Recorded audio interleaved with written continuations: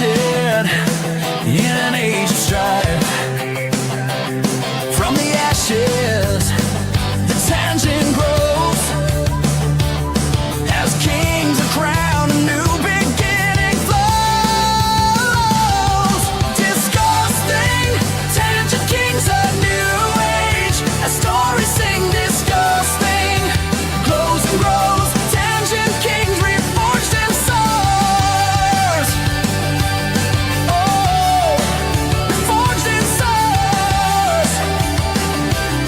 Yeah, yeah. After many years left to die, rediscovered for it to rise. The network finds a gem to forge anew, to shine again. Once a dragon rose, as the slayer froze, all the tangents close. Once the dragon slows, as the slayer pose, tangents reforged in prose. Disgusting, tangent kings, a new age, a story sing. Disgusting glows and grows, tangent kings reforged in soul. Disgusting, tangent kings, a new age, a story sing. Disgusting glows and grows, tangent kings reforged in souls. Discussion does now mow, things do now grow, tangents now soar.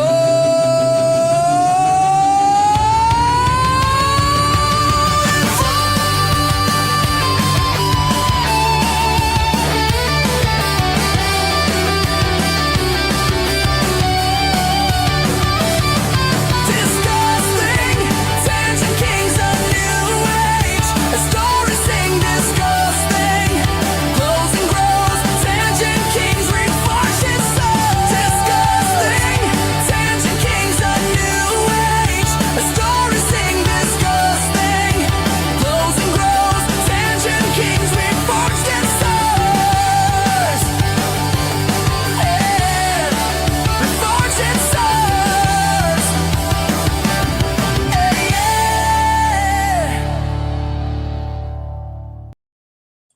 Woo! Woo! Woo! Woo! Yeah, baby. Yeah, baby. Who's back? Who's back? Who's back? We're back, baby. We're back with another Monday. We're almost there, guys. We're almost legal to drink in America. Almost. Episode 20, boys. We've almost made it.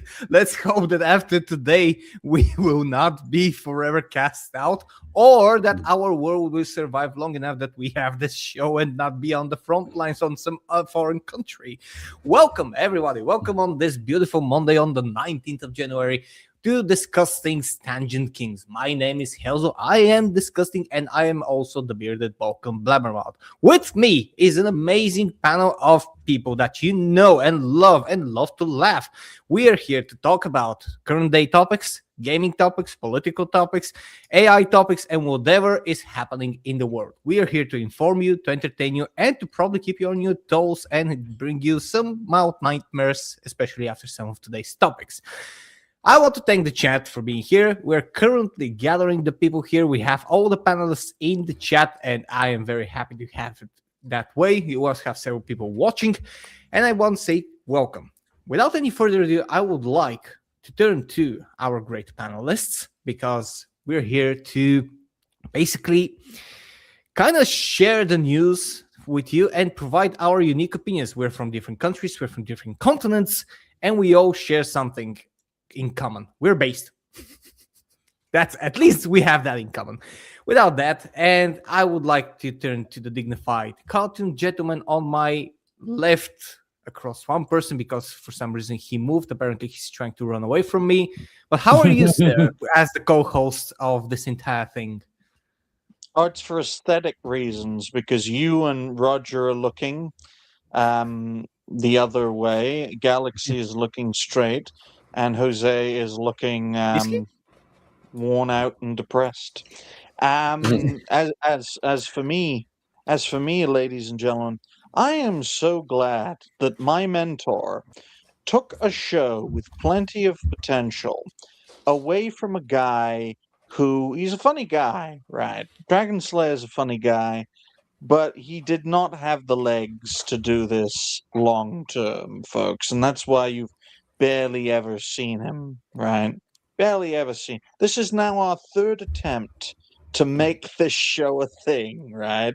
The first time, plenty of potential, didn't have the consistency. Second time around was very good, but like all good things, it's like Chernobyl.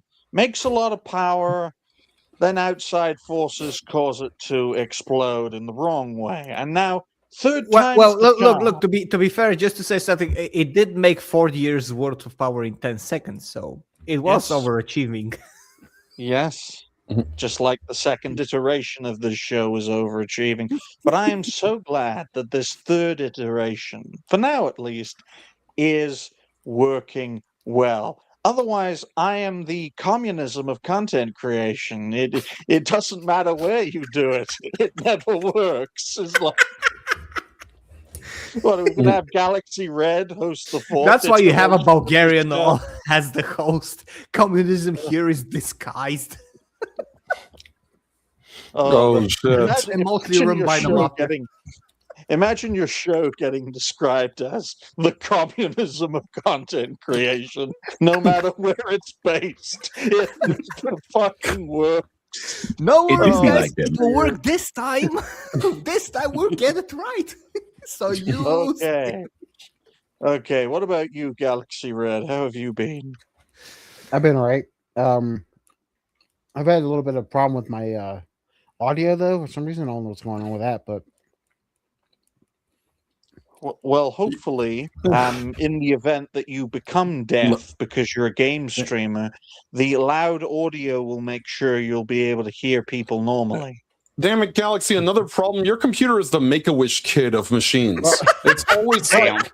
It's Well, always it is- sick. it is Windows 11 communism too, of so you know how PCs. that goes right now. Galaxy, I use Windows 11. I have no issues. Your No, problem it- is it's- more superficial It's than in that. his name, folks. Galaxy Red. He has the Soviet Union of computers. Very powerful on the out. Well, Very, atomically very powered. It's very powered from the outside, but in the inside, it's like, when is this going to work properly?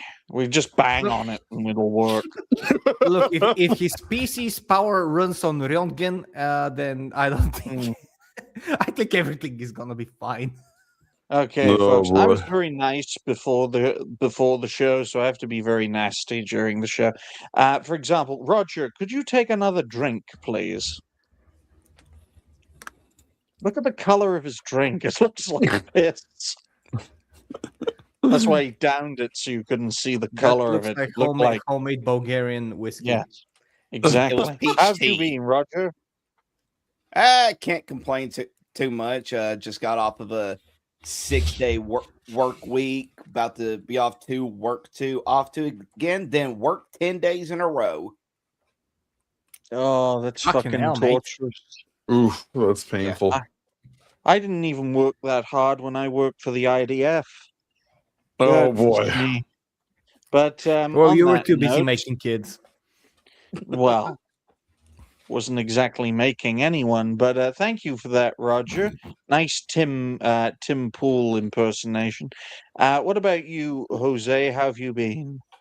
Exhausted. Girlfriend just left a little earlier this morning, so I had some time with her yesterday, so I wasn't streaming, although I'll probably be getting back to Expedition 33 sometime soon. But we had some good growth over on the Cancel's podcast. We're up to 2,334 and rising over there on Rumble, which for Rumble is impressive. I think it's all of John posting constant riot footage right now, which, I guess John isn't the only one who likes watching people die.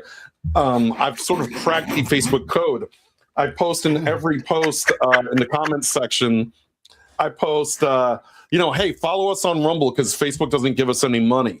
And that seems to be working, much to Chris Pavlovsky's dismay, because I'm not one of his chosen people that he gives cyber shekels to and all these other bells and whistles he's been giving out lately to everybody. You think I'm ever going to get thrown a bone on my channel? No. I'm surprised I haven't been. I'm surprised I haven't been Chernobyl yet. I'll tell you this, guys, right? Even if you look, you want to succeed on Rumble, first of all, you have a pretty face. Second of all, you have nice tits. Third of all, you're a woman who got backstabbed by other women. And fourth of all, you are a complete hypocrite who will backstab other people despite the fact you got backstabbed. Women, ladies and gentlemen. I'm none of those things. I'm ugly as fuck by traditional standards. And if you don't know Nobody's who I'm talking about, it starts with an M and ends with an FU. But folks, I'm telling you now, folks. Well, at least she's not gay like Ray. But I'm telling you this, folks. Right? I released a video on my Rumble channel exclusively. Right. And, you know, it was, I love getting destroyed, right? One of Atreus's clips where he said he loved getting destroyed and all of that. And then followed by lots of random memes, which included a cat saying a word you cannot say on YouTube. And I thought to myself, it's so liberating making a video like this, because this video would be the cyanide pill of YouTube. If I ever wanted to just kill my channel on YouTube, I would just upload this video, and then I know the channel would be gone in 24 hours. So Yeah, there you go. That's true. There's certain freedom over there that we have to say things that are not YouTube friendly. But it's great to see everyone in the chat. I hope you're all doing well. If you haven't already, like the stream, share the stream. Donations are always welcome. You know who I love seeing the most in the chat? People on the panel. Because there are 5 people watching us, and there are 5 people on this channel, which means no one is watching the show live. At least right now, yeah. Some streamers listen. The reason why is because here in the United States, it's a very, very special day, Digny. It is a holiday today. It do be like that, Mr. Stancil. It is Martin Luther King Jr. Day. So, yes, the man who had a dream and consequently got shot. That's why black men don't dream, by the way, because the last black man who had a dream got shot. It's so insane, guys, that you celebrate MLK Day on the day he was shot. No, it's his birthday, I believe. It's his birthday. Yeah. Oh, this is what happens when you watch too much Fox News. That's a Family Guy skit. But on that note, ladies and gentlemen, speaking of the United States, speaking of the great Western world, our first topic is a topic you really shouldn't touch with a barge pole on this platform. But hey, as long as we do not harass or cyberbully any world leaders, I think we're fine. Barge pole. Okay. So if the barge pole has a diamond-shaped tip, it would be a spear, wouldn't it? Yes. Yes. That's what I thought. Okay. I was just checking. 14 minutes dead, which is what I've written down the timestamp, guys. 14 minutes dead, which is what we will be if the West falls. Now, for some reason, I've written down "Will the West?" question mark. For some reason, the West. Will the West? That's it. Will the West question mark? Will the West split? Is supposed to be what it says, as America and in particular the European Union divide. Now, this is over the Greenland issue, folks. And if you think, well, why should a hunk of ice with a hole in the middle of it with 58,000 people divide a friendship and a fellowship between peoples who have been friends for nearly 80 years? Well, I'll tell you why. Britain fought over the Falklands for 1,500 people against Argentina once, and they would happily do it again, even if Argentina is currently or in the future supported by the United States. Surprise, surprise, folks. This isn't the first time the U.S. has encouraged one of its friends to abandon its territory. As I recently referenced, the British over in the Falklands back in the 80s, the US wanted the UK to essentially negotiate the islands with the Argentinians who had invaded and occupied them, which would have inevitably, under those circumstances, lead to the Falklands being under Argentinian control. Because let's face it, folks, when you've occupied a territory, you hold all the cards. Just ask the Israelis, okay? But I would like to point out in this situation, folks, we have a lot in common. There are Europeans on this panel. There are Americans on this panel. I don't regard anyone here as my foe, and I certainly wouldn't regard anyone here as my foe over a hunk of ice with 58,000 people on it. Yet we need to understand that if this situation does lead to any kind of hostile action, especially if it leads to loss of life, that is a red line you cannot come back from, unless you're Israel. But do you have a screen to share, Helzo? Because I think a visual context is very important here, because the rhetoric hasn't simmered down. It's actually boiling upwards, folks. It's boiling up for many different reasons. But if you have a screen to share, Helzo, then by all means. So this is one of share the it. screens that I would share. Which says, just in, the following NATO countries issue joint statements standing in solidarity with Greenland. This is from the other day, by the way. This is from yesterday. France, Finland, Norway, Sweden, Denmark, Germany, Netherlands, and United Kingdom, and they have a joint statement which says, as members of NATO, we are committed to strengthening Arctic security as a shared transatlantic interest. The pre-coordinated Danish exercise Arctic Endurance conducted with the allies. For those of you who are not aware, Arctic Endurance is a military military training operation by NATO countries, which hasn't been done for a while before that. It poses no threat to anyone. We stand in full solidarity with the Kingdom of Denmark and the people of Greenland. Building on the process begun last week, we stand ready to engage in a dialogue based on the principles of sovereignty and territorial integrity that we stand firmly behind. Tariff threats undermine transatlantic relations and risk a dangerous downward spiral. We will continue to stand united and coordinated in our response. We are committed to upholding our sovereignty. So this is in response to the tariffs. And pre-show, I mentioned that because I was sent by Roger a post that seems to suggest that Europe is seceding on these terms, is ready to secede and just negotiate, doesn't want to retaliate, doesn't want to actually defend that thing, and they just want to talk. On this side of the pond, things are very different in terms of news. They are ready to cut nearly $100 billion of shared trade deals immediately. We're talking about farming equipment. We're talking about goods, crops, seeds, import goods of any kind, technical stuff, technology, immediately, and just reorient them to the internal European market, thus lowering European prices. They're ready to do that immediately. They have it in motion. They have it in place as a kill switch. So it's basically a standoff currently, which is the most dangerous thing, in my opinion. If you can bring that up, Helzo, then yes, by all I means. will. I will be searching for that while you.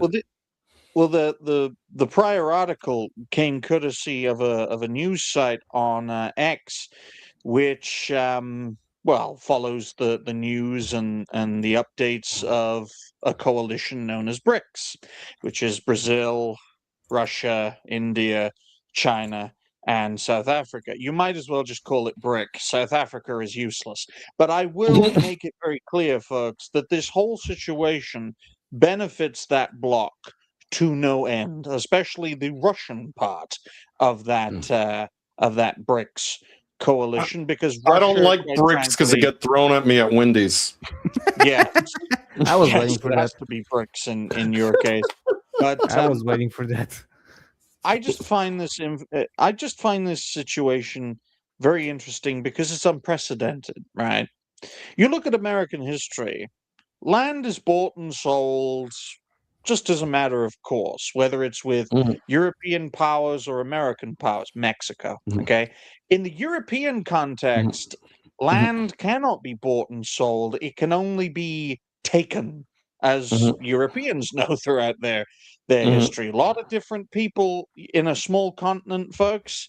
Mhm. It never ends well, okay? Mhm. As we will see when all the brown people acclimatize. But I think it's very important to get the other perspective, which is why whenever Helzo's ready, he can share the screen. Because on one Mhm. hand, there is a narrative being put forward that tensions are rising and old friends might turn on each other. But then there's Mhm. another narrative on the other side making it very Mhm. clear that a deal can be done and sovereignty can be bought and sold on a dime. Well, not Mhm. that cheap, obviously, but you know what I mean. Okay, so if you can't find it, Helzo, then Roger can link it. I'm just now ready, and I Good. even translated it. This is from a Bulgarian website, but EU considers 93 billion in tariffs against US in response to Trump's threats. The publication believes that the move marks the most serious crisis in transatlantic relations in decades. Oh yeah, yeah, without a doubt. If Like this had 93 happened, billion euro, man. 93 billion euro that's in just cuts over in 100. tariff. That's just But over 100 billion US dollars, folks. This situation would have been unimaginable during the Cold War for obvious reasons. The Soviet Union, even though we laugh and joke about how fucking awful it was, back then we didn't know, quite frankly, how rotten it was inside. All we saw was the big military power. Let's face it, guys. If this situation happened during the Cold War, the entire continent would have been red by the end of the century. Okay? This is a very serious situation. I know Russia and China and all the other non Western nations are nowhere near as powerful as the Soviet Union was back then. But let's face it, this whole situation plays right into the Russian and Chinese framework. I would like to point out that this tariff list that we're talking about was drafted last year, and it's already on the ready. It was suspended, but it was drafted last year to avoid a full-scale trade war. But that should tell you something, that they were already thinking that something like this might happen. It's very dangerous, man. It Very is dangerous. dangerous. I would appreciate an American perspective. I don't want this to be one-sided. Let's start off with Roger and work our way up. What do you make of all this, Roger? Pretty.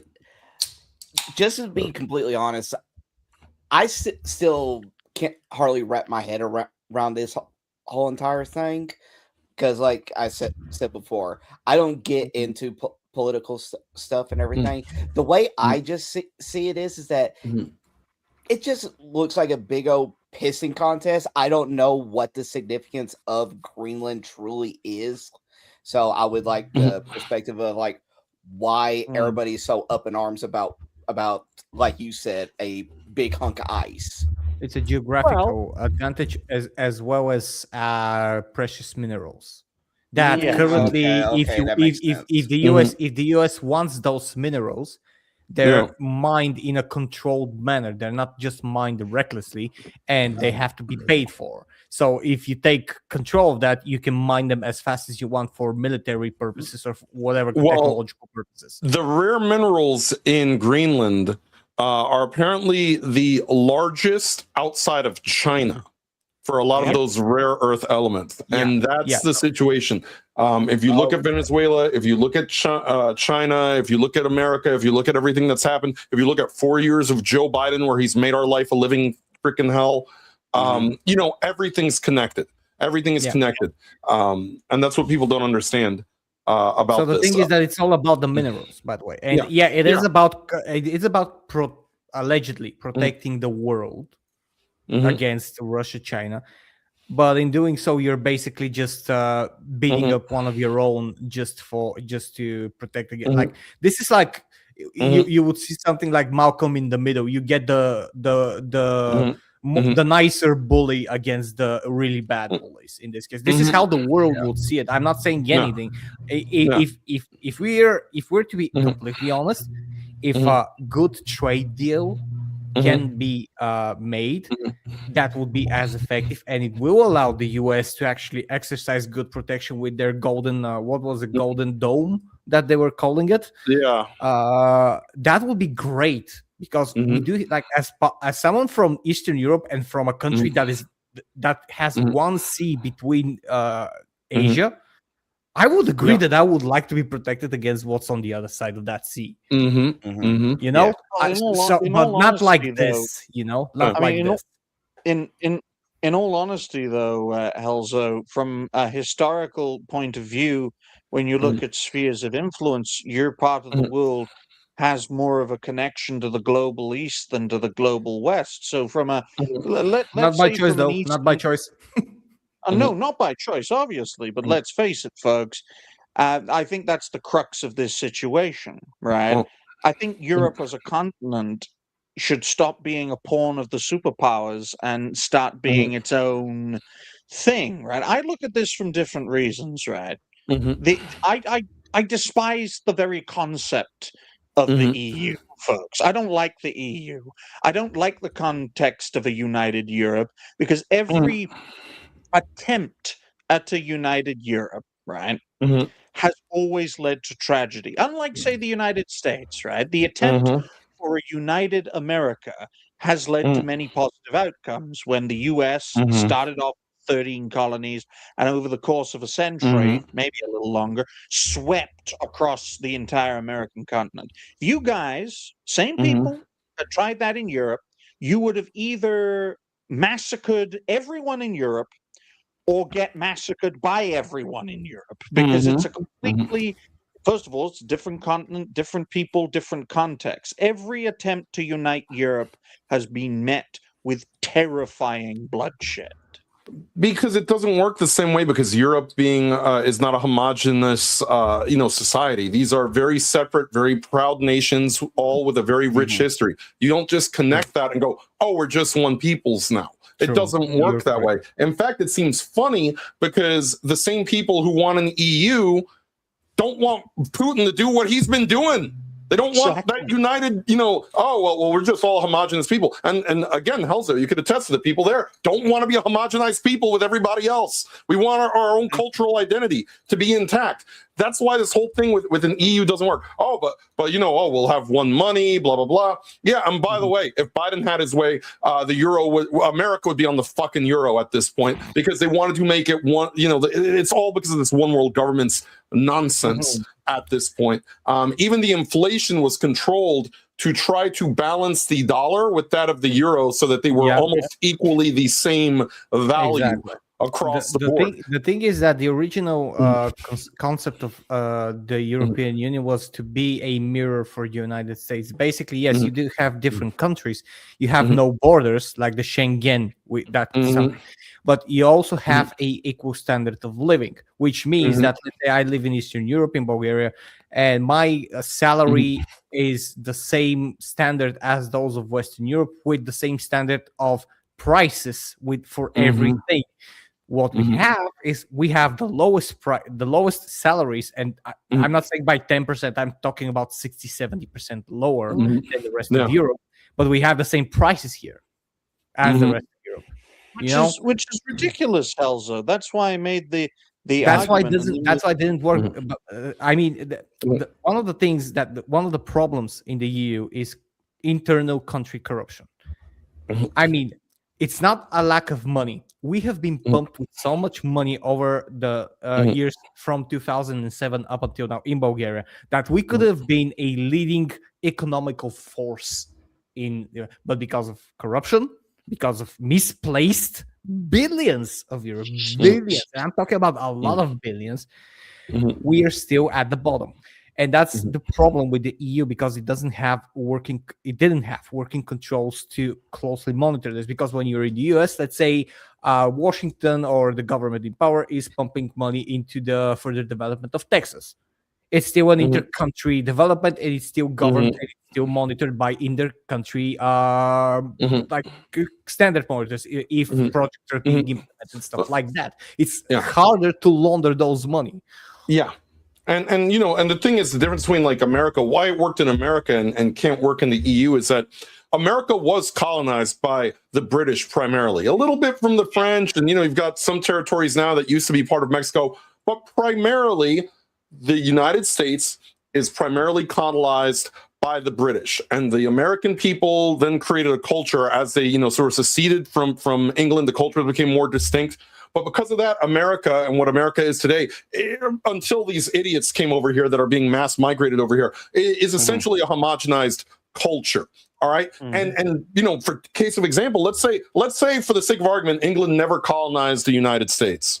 All right. And you have the same landmass. Do you think all the warring, disparate Native American tribes would have ever gotten their shit together and say, oh, hey, how we should be a Native American union? That would have never fucking happened. They were too busy killing each other. And that is the same problem you have in Europe, is that you have Germany, you have England, you have Ireland, you have Scotland, you have Spain, you have Portugal, you have all these countries that, by the way, don't like each other. I mean, you talk about professional wrestling, read a fucking history book. These people have made alliances. They've turned face and heel on each other so many freaking times.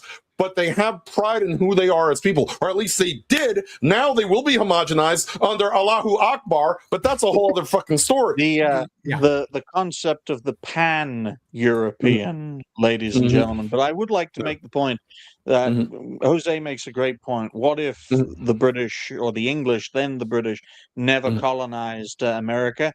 Mexico would be a lot bigger of a country. I'd be able to speak Spanish fluently. Look, imagine America split. The northern half is French with Canada, and the southern part is Spanish, or Mexico as it eventually. Imagine Florida being Mexico. Imagine, right? Right? The difference between Virginia and West Virginia. Virginia is Mexico. West Virginia is French Canada, not Canada, French Canada. So like an extra layer of cunt. Imagine Furious Dan, only he's pure Aztec now. It's the blood ritual of shame instead of the fist of shame. That's exactly. Imagine, folks, if you want to look at what if the British never colonized America, right? Go out of your front door, American, and Furious Dan would be everywhere. Just everywhere. Every man. Furious dance. Furious dance here, furious dance here. Exactly. Every single one more furious than the last one. And then go to Minnesota. You won't find Somalians. You will find the most cuntish variant of French Canadian, the Quebecois. They make regular Canadians look like gun-toting Americans. It's like, let's combine the worst aspects of Canadian culture with the worst aspects of French culture, and you have got the worst people on planet Earth. Okay? Right? Quite frankly, that would have been what would have happened if there was no British America and then no United States of America. Okay? This is why American people and European people, we share practically the same heritage, okay? The U.S. is if Europeans conquered America on its own. Canada is if Britain and France conquered America. And everything beneath Mexico is if the Spanish ruled America. See, look? You speak his name and he shall appear.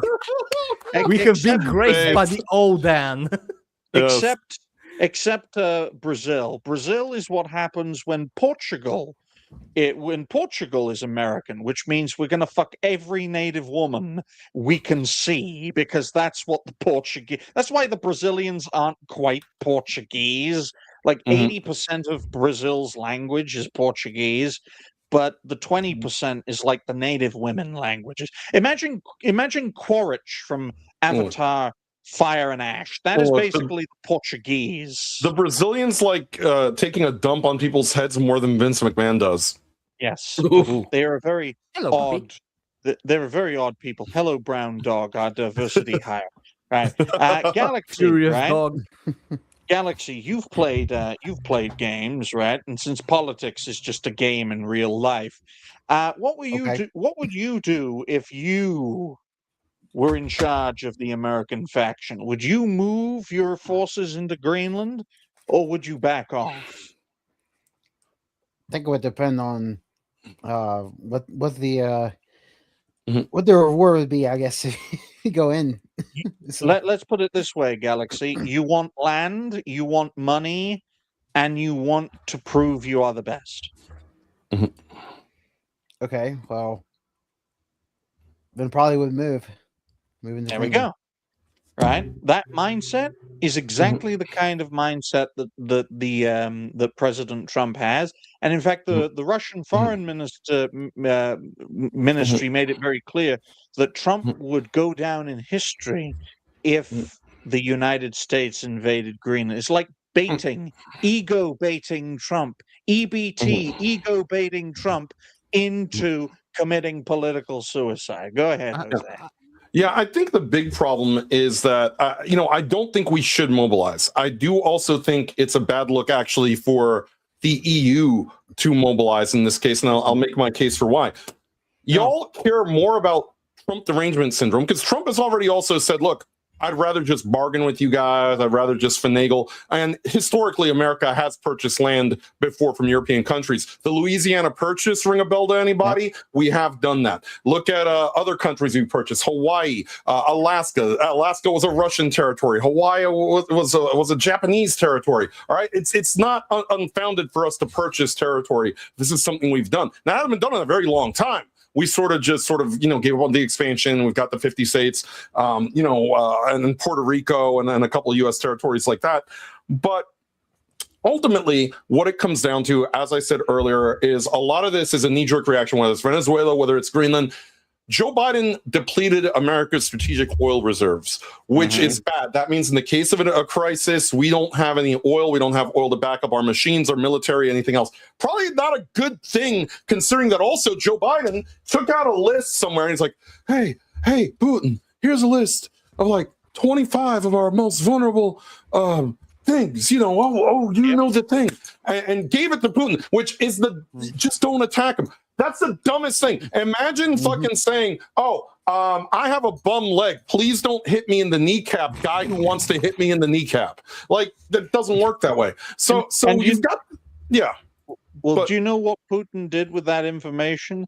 He made it public, and that's how we know where all of the United States' missile silos are in the event of a nuclear conflict. Exactly. It's tactically retarded. But, the thing about Trump and Venezuela, that was about oil. It was about cutting off 40% of China's oil, which, again, when you bring up BRICS, if BRICS ever did get off the ground, the United States would become a third world country literally overnight. That would be the destruction of the US dollar. That would be destruction of the petrodollar. The petrodollar basically is what floats the US dollar at this point, because it certainly ain't gold. We still never got our Fort Knox audit. Gee, I wonder why. That's why. And so Trump knows this. He's aware of this. You go in, you get Venezuela's oil, you get away from China, turn it into American oil, which is great. We now have, by the way, the gas dropped about another 30 cents outside my door. So it's now in like 220, which is the lowest it's been in probably since the last time Trump was president.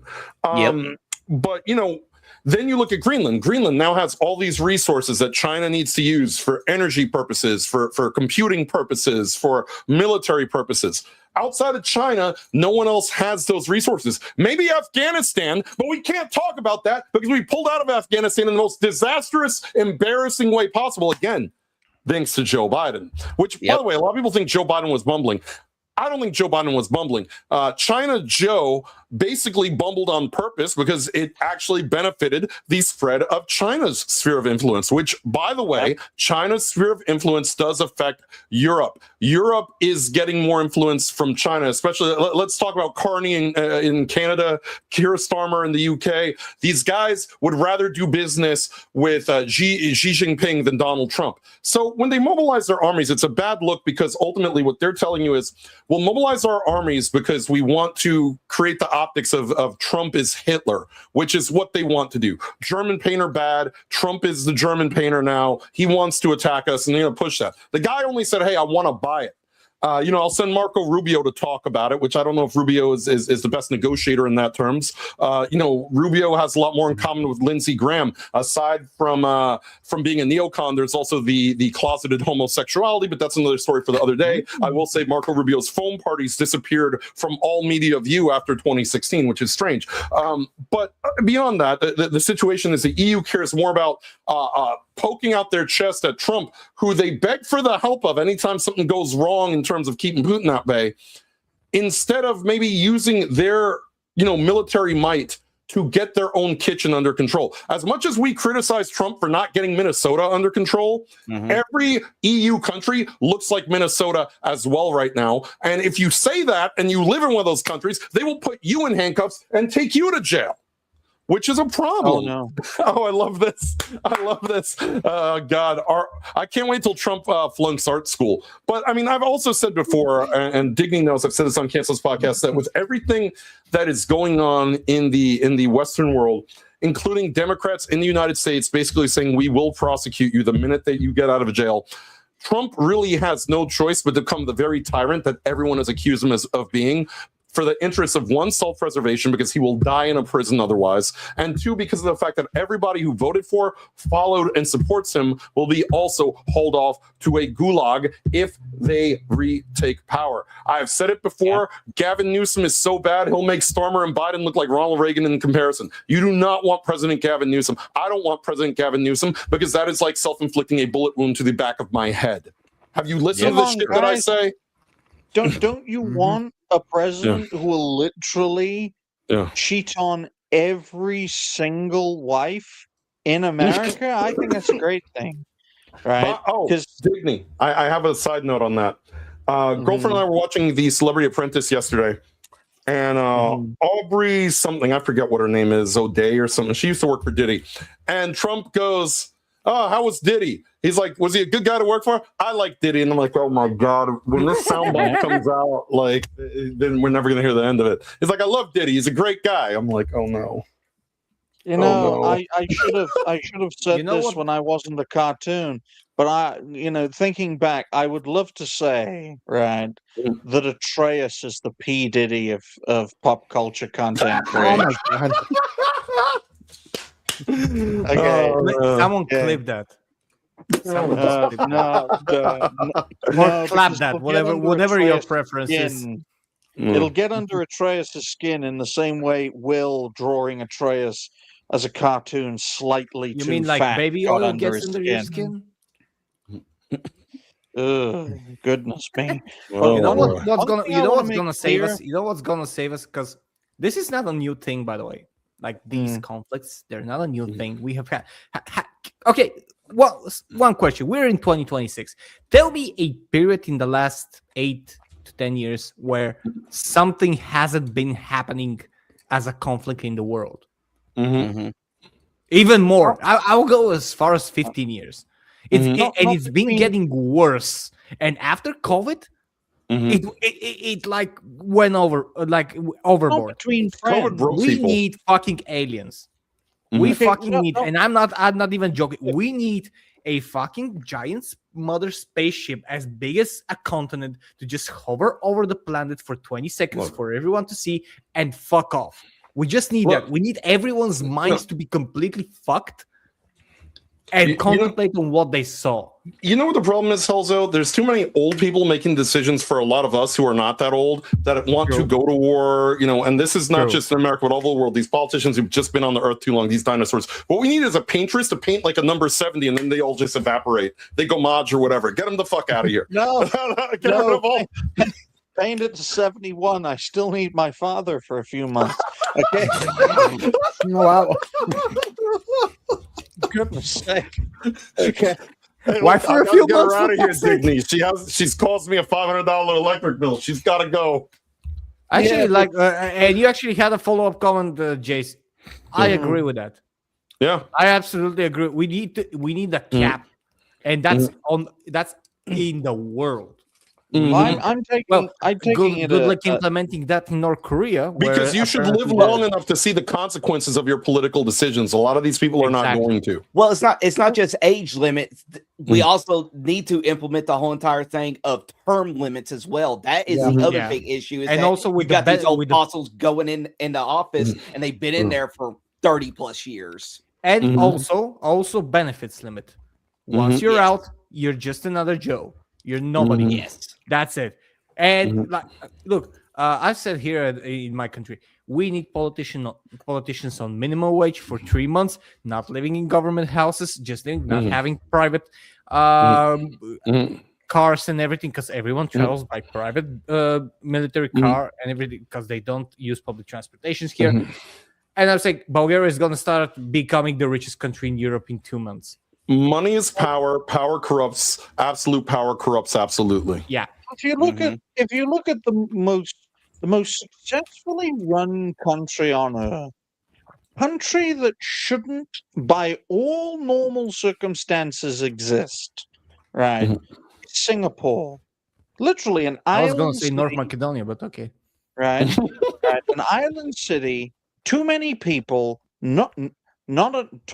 Talk about too many people, not enough land, folks. How do you have millions of people living essentially on an island, right, and still being able to not just survive like Liberia style survive, but go from a third world country to a first world country in 2 generations?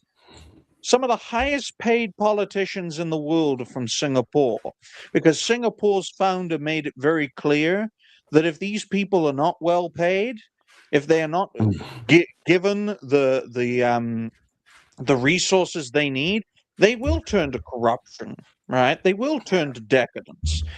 Folks, I'll tell you this. If Singapore was run like the United States, it would be dead within the decade. Be dead. Let's face it, guys.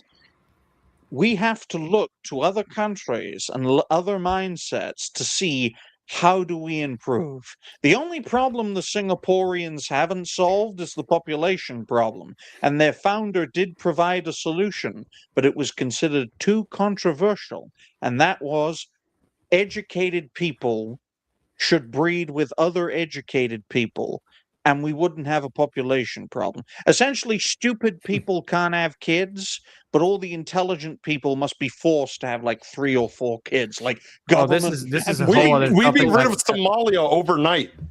Yeah. This is a whole other topic that is very deep, because every absolute complete dumbass, and I'm sorry to all the proper parents and everything, every absolute dumbass can breed like a rabbit with his dumbass Yes, the wife. idiocracy But if you're a effect, well-educated, well-mannered, intelligent person who, let's say, for some reason can have kids, or his partner can have kids, stuff like that, and you want you and your wife to adopt a child and reduce orphans and people growing on the street and becoming gangsters, you have to go through hell, through bureaucratic hell. And that's not only in the US, that's here as well. Like I've talked with people from more than 10 countries. What are your rules about adoption? It's hell. It is absolute hell. You have to prove consistently for over 2 years your income, your state of being, your house. You have to have a perfect house. You have to have everything. You need to be out of trouble. Meanwhile, some homeless fucking carpet dogs gypsy with his flea infested wife can have 12 children begging or stealing on the streets, and nobody gives a fuck. Bulgarian Somalian is a gypsy, just to let everyone know. But go ahead, Jose. You were going to say something. I was going to say the problem with as far as smart people and breeding is the more intelligent you are, the more you sort of sometimes in many cases overthink. And that's why, look, my girlfriend and I have been together for almost a decade. We still don't have kids. Why? Because I have to think, oh, can we afford this? Can we afford this? Can we handle this? Well, my mother is part of it too. But, you know, you start thinking about these things, right? But Joe Dumbass with a 68 IQ just be like, oh, my dick. And impregnate a bunch of people with reckless abandon. Yeah, exactly. It's exactly that, what they explained at the beginning. Yeah. We're the same. We're not. I'm someone who will not have kids. Mm-hmm. Yeah, I mean, I want to, but then there's that fear of this, you know, this situation or that situation, or money, or making sure that everything works out the way that it works out. But dumb people don't worry about that. They just worry about busting that nut, and whatever happens afterwards is somebody else's problem. It's because it's built into human nature, folks, that no matter what happens, ultimately it'll all work out. Look, Somalians and people from that African bloc, all you have to do is drop some water on them. They multiply like gremlins, which is why Mr. B should have never brought water to those people, all right? Yeah. On that note, Galaxy, you have been pretty vocal on this topic, but let's hear a little bit more from you. He cannot speak. He has no opinion. Isn't that right, Galaxy Red? I don't know what you're talking about. Oh, anyway. See, look, he has no opinion, like he said. Like I said. I mean, Walking Pebble makes it abundantly clear in the latest comment. Some places pay you with subsidies to have kids. That's why some of these dumb people breed like rabbits. Well, I mean, if you're homeless or in you're below the poverty rate. That was Hungary's solution to the population problem. It hasn't worked. Yeah, JD Vance was floating something. JD Vance was floating something along those lines in the VP debate with Tampon Tim, but it never came to fruition as far as I know. Like some sort of like tax credit or something for people with X amount of kids and whatnot, you know, that are still married to their. Look, folks, the only solution I can see to this population problem is one, become Greenland so people can literally fight over you, and then two, follow the Lee Kuan Yew point of view and force smart people to breed with each other. And if they don't like it, well, fucking tough. It's a solution to the problem, the ultimate problem. You don't like it?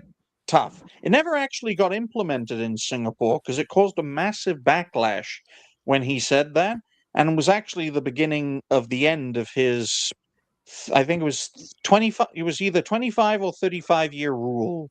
It was 25-year rule of Singapore. So yeah, do you know what will get you up though, guys? Amelia will get you up. So I'll just write that down for 52. We might go over 2 hours, folks. So if any of you guys need to dip out, that's fine. 52 minutes and 45 seconds. 2.2, we were actually at ground zero, folks. It would be like viewing 9/11 live, folks. We actually saw this situation at ground zero. Amelia explored as Britain's new anime waifu. So, Helzo, why don't you set the stage? I'm going to set the stage just by bringing AI into the equation, and I love AI for this. We're going to watch some clips now. And let me tell you, this is what AI was for. This is what AI was created. I love Great Britain for like, if a based old girl with a purple hair can bring everyone together against that flea infestation from the east, then I'm all up for it. And I've always said, based old girls are a thing. I'm Middle East. We have them all around here, and I do want based old girls to be shared with the rest of the world, so you can reap all the benefits without the crazy Karen talk. So we have the technology. We have the technology indeed. Let's watch this. This is one of the newest one. I watched it once today. This is an anime style. Thank you, AI, for this. Let's go. ねえ、チャーリー。イギリスのこと。好き？どうして行かないなんて言ったんだろう。君はただ。Charlie is an anime. I would watch everything about this. Me too. 世界を変えに。 Look at the teacher. This is the teacher. そんな有害な考えを持っているなんて、更生施設に入ってもらうわね。許されることではないの。 I cannot be あ forgiven. のアメリアって子は全く悪影響なんだよ。 This is so good. Epic anime music ensues. 文化を守りたいっていう気持ちのどこが悪いの？みんな自分の生まれた国や文化が大事なはずでしょ Oh う。 boy. 悪いことだなんて私には思えない。 And of course, the Money on the table. last rose of Albion. Albion. Yeah. Next time I'm going with you. Oh boy. Yes, and what please. does she and what does she say to Charlie? She says, "Sir, Banzai," Oh because boy. she's Japanese. Oh yeah. I'm gonna share yeah. another one, and you have probably seen that, but this is probably my favorite. Oh boy. I love this one. I love this one. Hi, I'm Amelia. I'm English, and I love England. We love you, Amelia. I like having fish and chips and a pint at the local pub. Cheers to that. Oh boy. Shakespeare and Dickens, Tolkien and Lewis, Oh, you do like Harry Dickens, Potter. Todd. I like pork sausage and dog. I bet you do. Haram! Haram! But I don't like that. Brits are famously polite, but are willing to commit cultural suicide. Our institutions, the Church of England, the BBC, are a bunch of queers and nonces. Churchill to you, you git. Sadiq Khan, the mayor. This is London, mate, not Afghanistan or Star Wars. Our government won't even protect our schoolgirls from grooming gangs. Sod off, packy wankers. The police won't help. They're too busy confiscating garden tools and suppressing free speech. That's right, miss. What have I done, officer? You've tweeted rudely and you're under arrest. Curry is fine, but we have several recipes already. We don't need 2 million Indians here to make it for us. There are 50 Islamic nations in the world. Muslims don't need to be on our island. They want to conquer it. The government says it must be this way. That doesn't make it right, does it, Robin Hood? These dragons that threaten our England won't go away unless John brave of Amelia. knights rise up to Oh slay yeah. them. Amelia Here we O'Hara. go. All the British bloodlines with any bollocks get killed off in World Wars I and II. Englishmen, it's your country and it's being taken from you. Chav, posh, doesn't matter. We're already all in this together. I don't want this to be the future of the women of England, and I'm sure the women of Iran and Afghanistan didn't want it either. Your ancestors beat the Spanish Armada, Napoleon, and the Nazis. Surely you can handle welfare tourists. Oh. History will record what you do or don't do. Fucking yes. Get cracking, The lads. fucking Love, crown. Amelia. Oh boy. I mean, that is wonderful. Speaking there's of the one more. Oh yeah. I just need to find it, but continue. I was gonna say, speaking of the having the recipes, I've got good news for Digny. His favorite Englishman is currently in the hospital. Piers Morgan tripped on a small step in a London hotel restaurant, and it's funny because the big thing is Piers Morgan recently caught a lot of flack for saying that we need diversity because we have the food. But the good news. I was going to say that because he proposed to buy back America. Oh yeah. Well, I was going to say the good news for his wife is that while he's in the hospital, she gets to have sex with Mr. Suds again. Fucking hell, mate. I'm telling you for a fact. I'm telling you for a fact I can't use that second clip because it uses at least 3 racial slurs. You get back, you wanker. Which is so weird because this show, which is so weird for you two, because this show, because we're nearly an hour into this, won't be touched at all by the thing. Let's just call it the thing. Jinx, okay? don't you But if I fucking make a jinx, 15-minute video about it, the thing will be like, strike. You know what the worst thing about the Amelia thing is? There's actually a bad to this, is that I'm looking at the panel and all 5 of us are men, so none of us can cash in on the phenomenon. Because I will tell you right now that if we take either Toasty or Empress and put them in Amelia cosplay, they will make bank within like 20 minutes. And none of us can do that. If the Empress is lurking, take note. Look, the best we can hope for is to get Lamissa to make like a VTuber avatar, and half the time Lamissa's VTuber avatars like explode, so I don't know if it would even work. Toasty actually has some grok images of her as Amelia. As Amelia? No, but I mean, if she did it on one of the live streams, though, like it would, you know, I did not mean to find this, but. Oh my God. Look, how long until someone AIs the whole V for Vendetta is going to be A for Amelia? Oh boy, that's coming. This is gonna be. I give it a week. I give it a week. Someone is going to grok the shit out of it. Man, if I get paid for ideas, man. I'm sorry, Helzo, but I hate that is now a term. Grok the shit out of it. Sorry, yeah, it is. It is just like you've Zoom after Skype. You have invented a new term. Thank you. I would like to be paid in money now. Oh, hold on. I'm coining the phrase. I'm coining the phrase on this show. It is live. If someone tries to make bank, I'll sue the shit out of them. Hey, Helzo, look at the private chat real quick. Can we just admit, like, how much this has been an absolute backfire to the people that made this whole whole entire re-education game that they made, and how much it.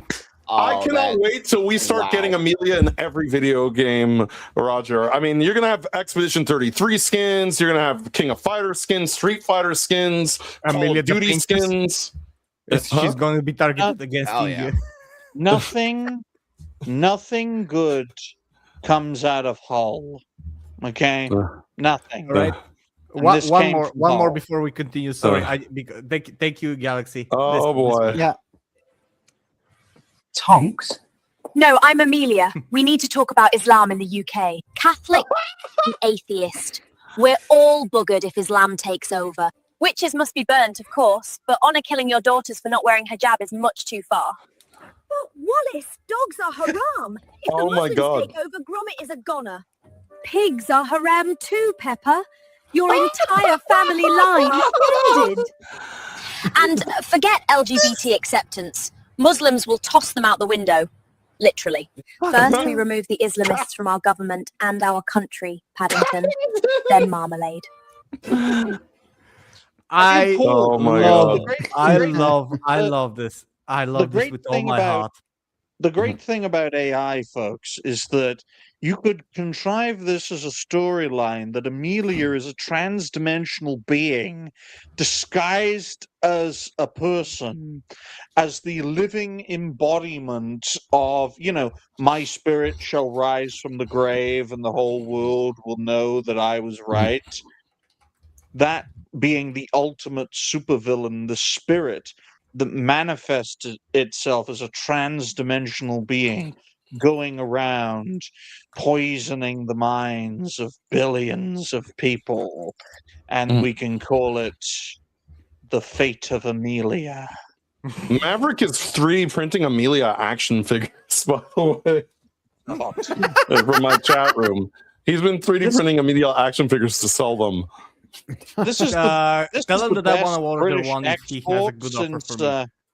since Empire, folks. This is insane. But yeah, we're exploring this character, Britain's new anime waifu, and it just goes to show what can manifest. I said this to Jose and to Alki John on Cancel This Podcast. The British establishment, whether it's political or media, they fundamentally don't understand this ecosystem in the same way that dinosaurs would not understand human civilization. And this is a living, breathing example of that. But you know what makes that funny? It's not like this is new.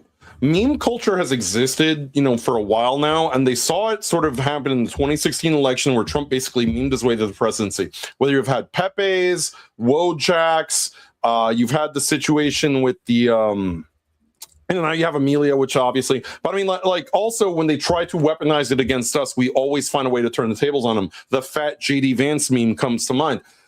The left and especially the political left have not figured out that you can try to enter this arena, but you are bringing, you're bringing a straw with some peas to a gunfight. And the internet is undefeated in taking what you throw out there and completely flipping the script. And this was a prime example. They thought in their minds that there was absolutely no way that game Pathways could get turned on them. And look how quickly it was turned around on them. First of all of us crapped on it. On this show, you had Asmongold doing it. You had Side Scrollers doing it. Everybody took Pathways and took a dump on it. But right after that, bam, Amelia becomes a cultural phenomenon. All you've created is an avatar for the frustration of the English people, which they needed, by the way. They needed an avatar. Now they got one. Thank you for that. You played yourselves. Exactly. Yep. I mean, you have to be a really special kind of competent to actually turn the entire country against you when you're trying to re-educate them into your fascist government. And what's ironic is the visual description is of a leftist female by American mindset. I don't even think the opposition in the UK especially understand what a meme is. Right. Oh yeah. Well, they understand it when they take you to jail for one. Or they take it to jail to anything that they don't understand, that they don't understand almost anything. So, Look, man. Look, Roger, you put a sticker. Say you put a sticker on a lamppost, right? You guys have those in America, right? You put a sticker on a lamppost saying America first. Right? You just do that. Do that in the UK. Here's a prison sentence. All right? Yep. Here's not only a prison sentence, we'll occasionally poison the food we give you so you don't eat, so you then lash out, which gives us an excuse to double your prison sentence. Right? Well, yeah. I mean, the closest thing that we had of that. Well, I'm not finished yet, Roger. This is the good stuff. Wait until it gets really bad. If you continue to then cause problems, this is Ireland is either the Republic or North, one of those. But if you continue to cause more problems, Roger, we will then ghost you. We will then send you from one prison to another. So we'll keep you always on the move. And if you still won't, serve your sentence properly, then we'll put you in a Muslim majority prison and we will turn your bones into ash in a 24-hour period. But by the way, Amelia is going to inspire copycats across the EU, as we see someone already making a German version of Amelia. So what's going to happen is this is now going to become the standard. Now we've got German Amelia. I've seen the American Aryan Amelia. Yeah, it's going to happen. Amelia. German. There you go. I think the next great meme, folks, will come from France. First, it started off with Ausländer Aus in Germany. Then it turns into Amelia. It's like all the pieces of the European revival being manifested as different variants in different countries, and that's the great terror, folks. Because when all of those memes manifest, it will be, as I said before, my spirit will rise from the grave and the whole world will know I was right. That spirit will be made manifest, not through one person, not even through one ideology, but through a true symbiosis of Europa. Literally, this will be the final battle. I'm doing my part. Everyone is doing their part, folks, in this last battle. Because once this battle is either won or lost, that will truly be the end of history, folks. Forget the 90s end of history. If we win this, we win the world forever. If we lose this, forget 1,000 years of darkness, folks. It will be eternal darkness where your descendants will be, if they're lucky, Somalian. Oh boy. Or if they're not, they'll be Borg. But that's a topic for another show. By the way, Thank I've you to said nobody this. for being a member for 6 months, and he says disgusting the Bulgarian Amelia. I've said I don't this know my. Oh, go ahead. Sorry. I mean, I don't know if I'm the Bulgarian Amelia, but I would. Oh boy. Yeah, a Bulgarian Amelia Yeah. would By look. the way, I just want to let y'all know, do it at your own risk. Don't do it on this stream, obviously. Amelia Rule 34 is exploding. And it's exactly what you think it would be. Yes, it is. And I'm assuming this is Roger's type, although she is a bit thin for him. Is this your type, Roger? I mean, nothing wrong with some Giggity. thick thighs. Yeah. Oh god. She wants to preserve the race, Roger. So there you go. You've already got an inroad with her. Well, Oh, damn. thick thighs and Roger's everywhere not else. racing anywhere, Jose. I don't know what you're talking about. But I will make this very clear. This phenomenon will not fade away. In fact, it will get stronger. And I think it will lead to an awakening, right? Not even a political awakening, not even a social awakening. I'm talking about a cultural awakening. Because in the West, culture is barely talked about.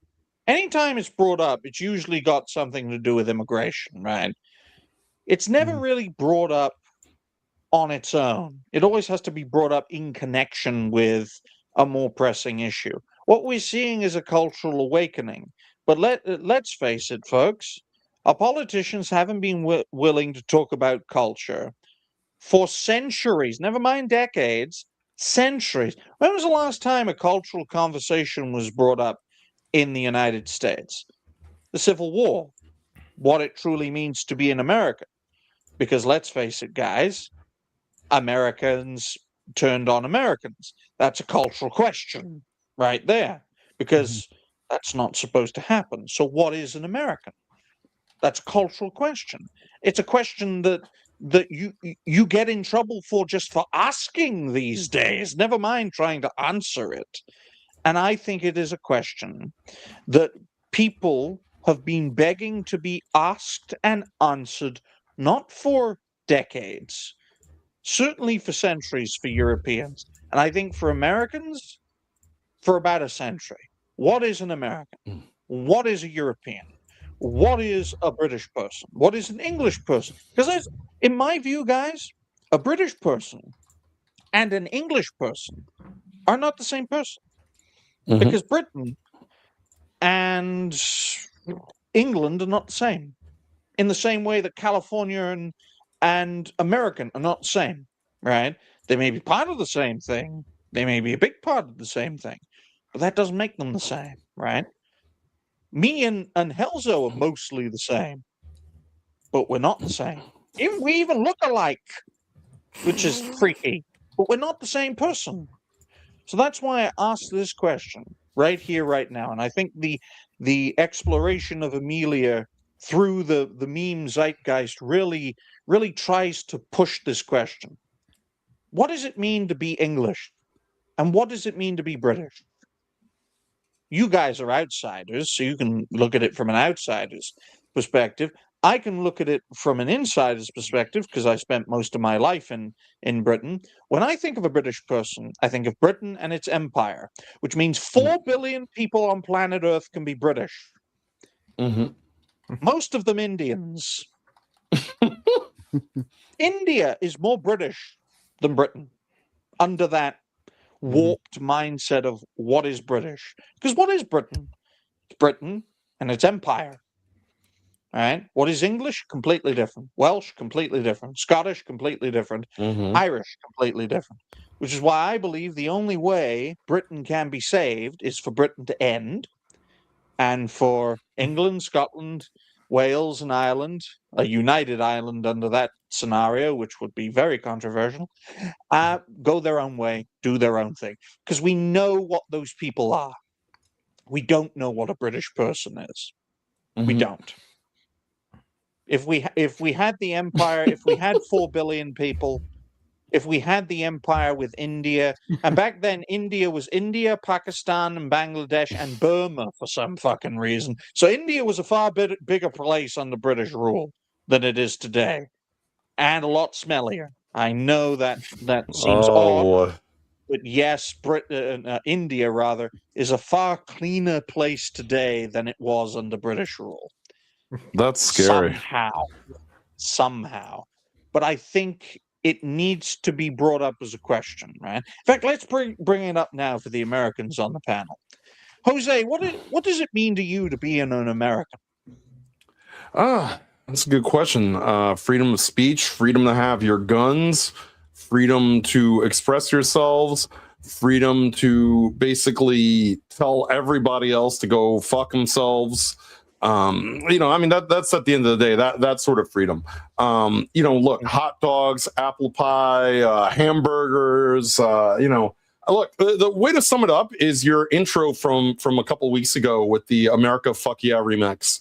That song basically encapsulates American culture in one song. Matt and Trey outdid themselves with the original. You outdid yourself with the remix. And that was quite excellent, actually. Thank you. Jesse just described being a Bulgarian, by the way. Like we have all those things, we just don't have open carry. That's the only thing that we don't have. The reason I made that special intro, for the American Empire special, is because if the founders had saw that and I said to them, this would be America in 250 years, they wouldn't have rebelled against the British. By the way, Helzo, thank you for telling me that. I now know that when we get President Gavin Newsom, I will be building a tunnel under my house all the way to Bulgaria because it will be my only chance for survival. You will be welcome here, my good sir. Yep. In fact, let's actually ask Helzo, because he's actually allowed to ask this question because he's from, quite frankly, a country in the grand scheme of things no one cares about. Helzo, what does it mean to be Bulgarian? It means that I don't give a flying fuck about what happens in the world unless I want to. I can and do say words like the R word and the N word descriptively in my workplace and between colleagues and even people that are in the media. We have our own national pride. We can eat, say, and shout whatever the fuck we want.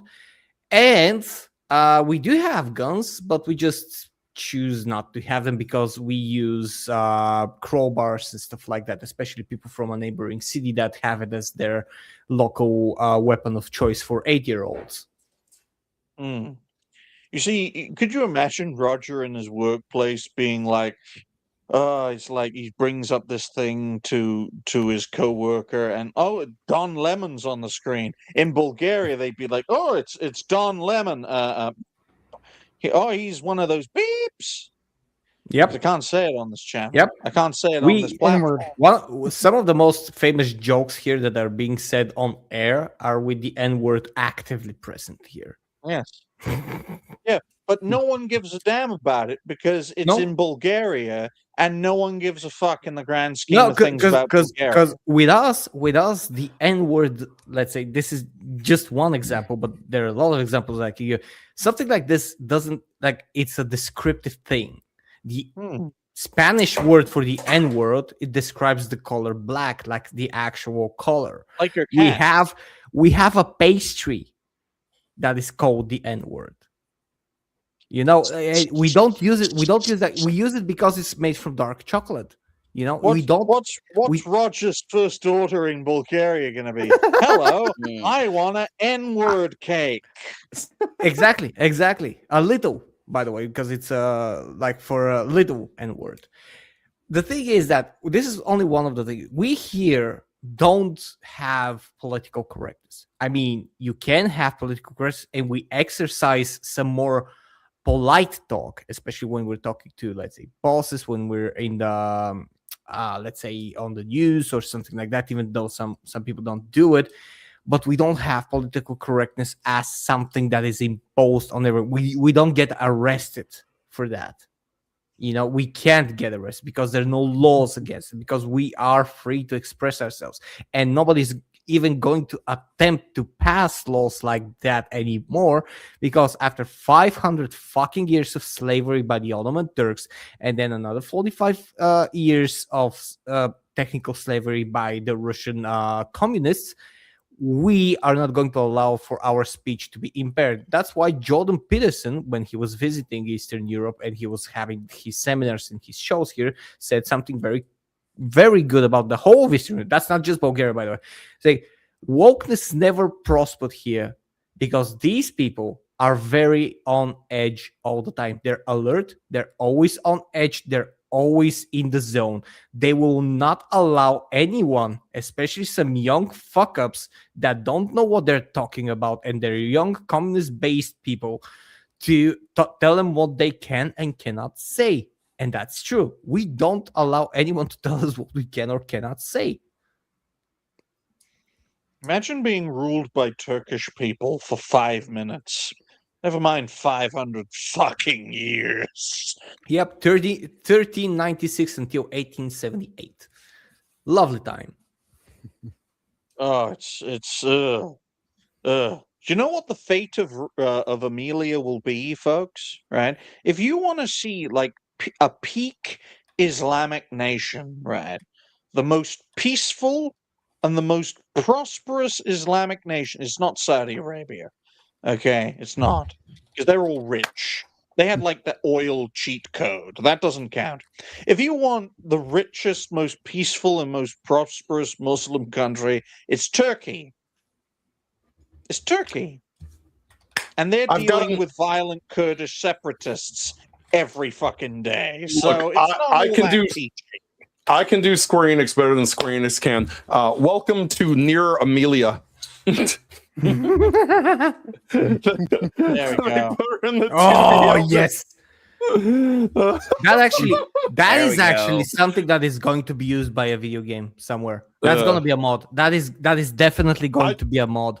I just prompted that to happen, and Near Amelia, you're welcome. Saudi Arabia and the Gulf states don't count because they have the oil cheat code, which turned them from sandhole shitholes to super wealthy in like a generation. That doesn't count. I'm to talking the point that they about- can actually build a linear city, like a line in the sand that is going to be a city where millions of people are going to live. Right. I'm talking about a civilization that dates back well over 1,000 years with a solid foundation that went through all the stages of development to being an actual, technically Turkey is a Western nation. You wouldn't believe it seeing it, but it is. And that is the example. That is the example of the most peaceful, most prosperous Islamic state, because they are run by Muslims. Okay, they just choose not to rule themselves. They're very eager to join the EU. By the way, that's why they're like that. That's why they're a little bit. Yeah, they have an incentive, and thank you, Empress, for the raid. They have an incentive, but if the world becomes Muslim, that's the best it's going to get. Turkey. That's it. No oil cheat code. You won't be like Saudi Arabia driving a Bugatti that's made out of, I don't know, platinum or whatever the fuck those people use. You're going to basically... New York will be New Istanbul, okay? Constantinople will not exist, ever. In fact, if you even say Constantinople in a Turkish world, you will be killed. They really don't like that being brought up for obvious reasons. But their capital isn't Istanbul, it's Ankara, which is right in the middle of Turkey. But that'll be the fate of Amelia if we lose. At best, the entire world becomes Turkey. At worst, the entire world turns into Pakistan. And before that happens, everyone's going to bomb themselves. Yeah, Pakistan is like mixing Indian shit with Islam. It's awful. I'd rather live in Afghanistan. Again, it's like it's like before that happens, the whole world is just gonna bomb themselves, and the remnants of the human civilizations, they're gonna choose what to do. Don't bark at me, you little cunt. You'll be gone under the Muller world order. Okay, you'll be gone. That's one advantage of Islam. I won't be interrupted by dogs and cats and all you weird animals because the mullahs will have eaten you. But on that note, ladies and gentlemen, let's move on to the third topic. It's definitely going to be over 2 hours because I need material, don't you know? 1 hour, 25 minutes dead for the third topic, which is Elon Musk sues OpenAI. Oh, this is going to turn into a 3-hour fucking show in $100 billion battle with Microsoft. Quiet. Be quiet, you. Okay, Elon. It's over. It's $134 billion. This is insane. It's insane. Can I have 10K, Mr. Elon? That's like $20 to you. It is. This man, not just him, but a lot of multi-billionaires in the U.S. could help alleviate the debt situation with citizens overnight. Overnight. I had a good talk with Alki John about this, right? The vast majority of Americans are in debt, right? Personal debt. You don't have to disclose it if you don't want to, but I'm sure Jose is in debt. I'm willing to bet Roger is in debt. Galaxy Red won't fucking confirm because he's always scared when I bring up personal questions. So he bought a new PC. He's probably in debt too. I know Helzo's in fucking debt because he had to pay for his PC using credit. Okay. That reminds me, I may have some. Mortgage debt. Mortgage debt. PC debt. A lot of that. Like, it's the same everywhere.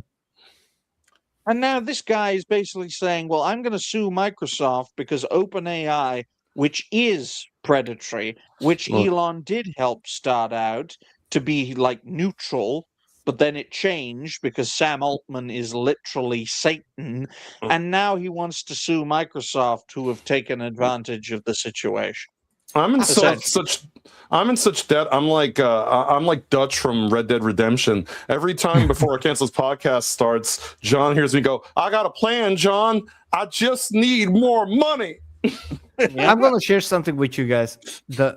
What I need in order to be completely clean in front of every single credit credit organization that I owe money to and mortgage and stuff like that is about 90,000. This is including mortgage. This is including credits. This is including everything to pay off and to be from zero, zero sum, and just start building about. Also, when I'm dead, the debt collectors will come for my organs. The joke's on them because I drink enough caffeine that it won't be viable. One more thing that I'm going to add is that I have been working full-time for 18 years already. I have not made even close to $200,000 in 18 years in total with all the jobs. And I work a very high-end paid job for my country. This guy wants 134 fucking billion with the fucking B. What he wants is 2 6-7s. He wants 2 6-7s, folks. Oh, God. All right. Okay. I'm just gonna say this. Come on. What are those money?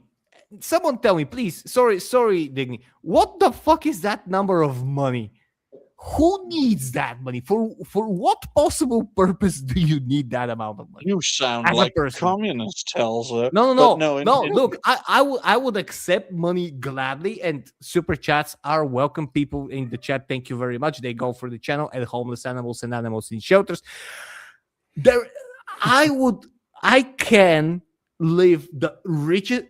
My imagination cannot comprehend how I would spend that amount of money. I cannot imagine that amount of money, and that's not even a part of his wealth. Well, let's put it this way. I'm the only person on this panel who isn't in debt, right? In fact, I dare say I'm probably one of the few content creators you will ever encounter in this space that isn't in debt. Even those creators who earn hundreds of thousands of dollars a year doing this are in debt. This is a near universal problem, which I don't have. Dignity, Jewish lawyers aren't cheap, man. It costs a lot of money. I'm just saying. It wasn't smashed. Even I have more children than a Somali daycare, and I don't have any children. At least I have Jose. It was the other one, but no. In all seriousness. Hey, look, someone's got to pay for the 5 fucking penthouse properties. But all I will say, folks, I'm probably giving away too much here. But what I will say, folks, is the only person on this panel who isn't in debt. This is egregious from our perspective. Yet, considering Elon was intrinsic in getting OpenAI started up, you can understand where he's coming from. Of course, it's exuberant. Oh yeah. Of course, it's massive. But let's face it, in the world of AI, billions of pennies. Yeah. He's also, by the way, part of that money is from Microsoft directly. He's asking them Microsoft directly. And the thing is that this is not the only problem that OpenAI faces. Let me just try and bring something up. Oh, damn. If I can find it, because there's so much information about it. The thing is that OpenAI is in deep shit. By the way, it's in deep shit. They're losing money. They're bleeding money, and a lot more money. Like they're bleeding between $8 and $20 billion this year. They're projected to bleed out in pure losses. By the way, pure loss. We're talking about pure loss. Not only that, but we have another thing for OpenAI, and this is again shared by Elon Musk. I would like to bring something up, if I may, folks, because something recently happened, like in the past 30 seconds, that I would like to bring up. It's a screenshot, so I'm going to have to share an image. Okay. All right. You can tell this show is very dangerous, folks. It's very dangerous because normally such things would not come up. I'm trying to get it real quick. There it is. Oh, where is it? There it is. Look, folks, this site looks suspicious. Literally, as we were talking, right? You can tell. You can tell they're fucking listening in on all of us. Wow. Okay. This site looks suspicious. We suggest avoiding this page. We've blocked it to keep you safe from scams. Oh, Would no. you like to close the page? Safe from scams? They are listening in. When I say they, I mean the machine. To everything you say. Even if you mute your mic, even if you hide your camera, they are everywhere, folks. Who can it be now? Who can it be now? That is the second time this has happened to me in 6 months. Who's they, though? The machine. Okay. The machine. But I was going to say, I'm a creator, just like my predecessor. I am a creator who believes in openness, honesty, and transparency, right? And I believe that. My mentor believed that to such an extent that he literally told you his name. And from that, you could find out where he lived. You could find out what he has done. You can find out everything. Because quite frankly, he don't give a fuck. Mossad knows where he lives. Yes. What if Danny they don't give a fuck either. What if Danny Finkelstein's orbiters told him that? Yeah, that's why when Lord Finkelstein ordered his buddy Darren Aronovich who is a British journalist, to be like, "We know where you live, Ryan." Yeah, you do. Come on, man. This is the same guy who first platformed Alex Jones in the UK in 2012. I know your playbook. So does my mentor. Right? And I will make this very clear. I'm debt free. Everyone on this panel, everyone else on this panel isn't. In fact, the vast majority of content creators you've ever either interacted with or watched are in some form of debt, whether it's a lot or not a lot. And I will make this very clear. Only people who are not in debt get annihilated, because debt is the ultimate enslaver. What's this? Well, apparently OpenAI killed a couple Jewish people, and now the victim's estate is suing OpenAI because maybe it shouldn't have gone after the Jewish people because they love to sue. Sadly, I cannot open the article because it wants me to register with subscribe, and I'm not going to do that. But the jig is that OpenAI apparently, and this is something that we can debate. Is OpenAI responsible for this, or is the mentally liable idiot who is basically thinking that OpenAI is going to solve its problems, and actually a bunch of numbers and an algorithm cares about him responsible for this, because he committed murder-suicide after spending hours a day talking to the chatbot and sharing his delusions. Now, he had delusions in the first place. The OpenAI chatbot, which is something that we have discussed on a previous show, that eventually when you ask it in a certain way, it will agree with you, whatever your delusions are. That's why it was banned for medical usage. Who is to blame here, in your opinion? And everyone. It's a chicken or an egg type situation. This is the biggest barrier to robotics, automation, and artificial intelligence being prevalent everywhere. Because if something goes wrong, guys, no one is to blame, yet everyone is to blame, which means nothing can be held accountable, which means everything collapses.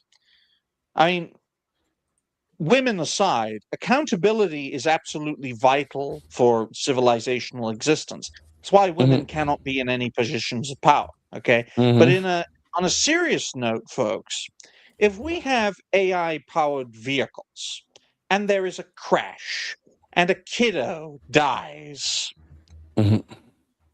who's to blame? If the technology is to blame, no one is criminally liable under those circumstances. That is why technology should not be put in charge. Yeah, essentially, it all becomes a civil case, right? If I run Jose over and he dies, I have committed. Well, let's say you could have thrown a brick at him, right? If I did that, I'd be criminally liable. I'd serve a criminal sentence. If one of the Tesla autonomous vehicles with no one in it runs over Jose or Jose's mother and she dies, no one is criminally liable. This is the biggest problem with this whole situation. Actually, whoever programmed it is going to be potentially liable for lawsuit, as it has already happened. Like Elon Musk has been in a number. Tesla has been in a number of lawsuits. Galaxy Red, do what you do best: interrupt and tell him he's wrong. That's why we have you here. I was agreeing with him all the time. I was agreeing. No, don't agree with him. Disagree with him, because a lawsuit. You know what the sad part is? That's more likely to happen than me winning the lottery. At this point. That's how frequent AI is being utilized now. And thank you to Man of Gooning for the €2 donation saying animals need us. And I can finally steal Will of the Fence called proper currency, because my currency in Bulgaria is no longer the left, it's euro. Which is the Thank you very much, mistake. Man of Gooning. which is the greatest mistake your people have made since accepting Ottoman occupation. But I will point out, folks. Yeah, we did not accept that. Trust me. Well, you'll suffer a far worse penalty swallowing the euro. That's why Britain never did. But I will point this out, folks. It's very simple. The reason these lawsuits are going to go wild with Elon, because Elon's a visionary. He's a lunatic, but he's a visionary who sees what the future could hold. He knows the power of this technology. None of these bloody robots, none of these autonomous systems will be legally accountable from a criminal perspective. They will be from a civil perspective. But let's face it, folks, getting a massive fine for just murdering someone is an incredibly dangerous precedent. It gives, essentially, it gives corporations a way to kill people and just pay a fine. Well, Digny, that is the old saying, if the punishment for a crime is only a fine, then that crime only exists for the poor. Exactly. Yeah. Which means this technology has it depends on how poor people. It depends on how often it happens. Let's say if suddenly all Tesla started be exploding or doing some weird stuff and harmful stuff, then it's not going to be a fine. It's going to be a very deep investigation that is going to potentially discover the fault in the code or anything, and that's when you can get jail time. But if it's an isolated incident, then it is a fine. And yes, I would agree that this is everything that can break down in such a way that, let's say, explodes while you drive, or just decided to take over your driving experience and rush you to the nearest cliff, which has happened. I think that this is too much power to the autonomous. I mean, the Japanese and the Chinese have it done. They have special roads with very low power vehicles that serve as either road taxis that are not dangerous, and they're automated in a predetermined route. That's as far as it should go. And I know that is very exciting to be able to have sex during a drive that your Tesla is driving you, and you don't have to operate it, and you can shoot a porn or anything while the Tesla is driving. I know that this is exciting for a lot of young people, but is it worth it for your Tesla to potentially be hacked or having a malfunction in its AI and just ramming you over the cliff? It all boils down you're going to end on a high end of your life, and it's going to end up. You won't know if you're coming or going, but that's another thing. Well, also, it all boils down to the brass tacks. It all boils down to finances ultimately, right? Because we can make the narrative argument that most traffic accidents are isolated incidents, right? This is why most companies want a failure rate lower, like much lower than the actual failure rate of human beings in certain situations, right?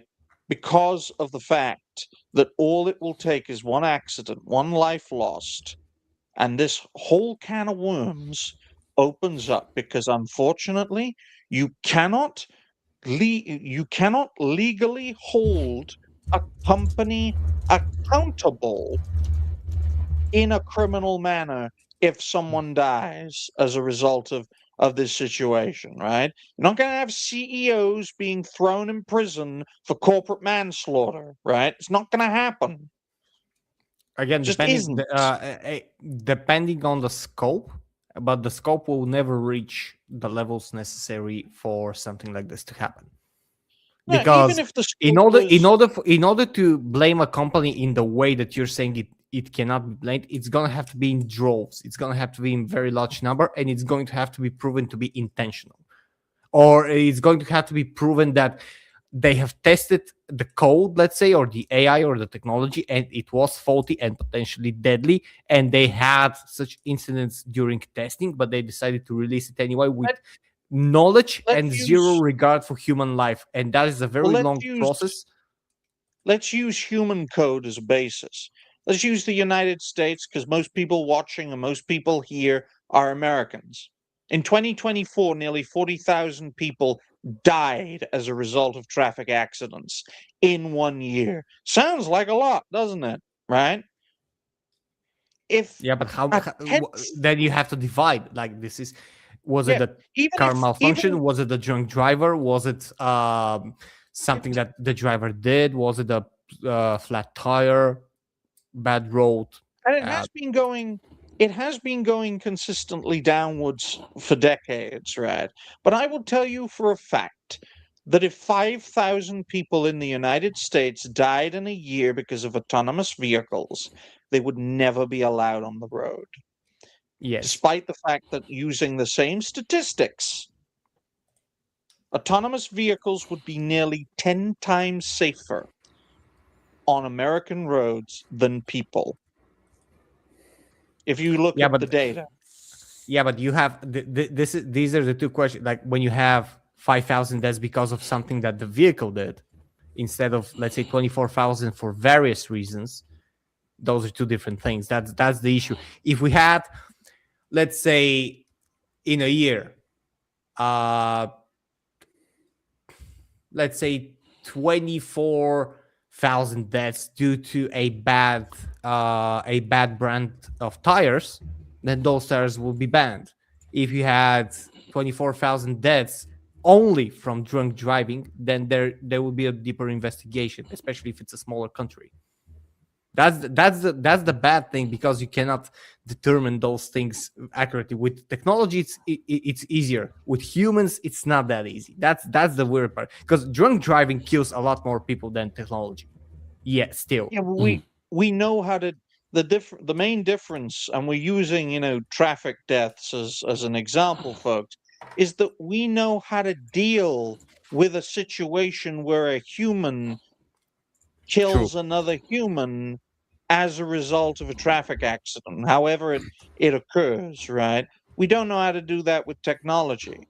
Yeah, and it if is we apply increasingly it harder. Yeah, and if we apply that using existing systems, it will give companies a loophole to kill people. And let's face it, folks, especially in America and China, companies love having a loophole to kill people, especially water companies in America. It's like, oh, get rid of your lead pipes. No. 50,000 Americans, but this was way back, but 50,000 Americans a year on average were dying as a result of lead poisoning in water. Yeah, that's why China is so far ahead in terms of commercial technology, by the way. Right? They don't And have what the same laws for people's safety. And what happened, guys, under that scenario? How many people were put in prison as a result of lead poisoning of the American water supply? Nada. In fact, people are still being poisoned by lead pipes in the United States. That's why no one drinks American water. It's safer to drink soda. For fuck's sake, it's safer to drink soda in America than it is tap water. Because at least the damn soda isn't poisoned with lead. It's the same basis, it's the same logic. That's why we can't let this technology take over. You can't. Because it'll give all these companies a legal loophole, because it will be a massive fine. Even if it is a massive fine, we're literally going to be putting a price on a human life under such a system. Built by legal precedent. That's terrifying. It's like, oh, I can still make a profit and kill 40,000 people a year? Oh, fucking fantastic. Maybe the American government should sponsor me for a military contract with that sort of kill fucking ratio. Good. Oh, that's everywhere. That's everywhere, to be honest. If you can make if you can make money and not get killed and not get in trouble for killing people. Let's ask Roger and Galaxy, because we don't want to leave anyone out. Roger knows how dangerous the American water supply is. He hasn't drunken any tap water in years, haven't you, Roger? That is not true. You don't live in Flint, Michigan, then? No, I do not. Good. What do you make of all this? What do you make of, first of all, Elon suing OpenAI because of tech dangers?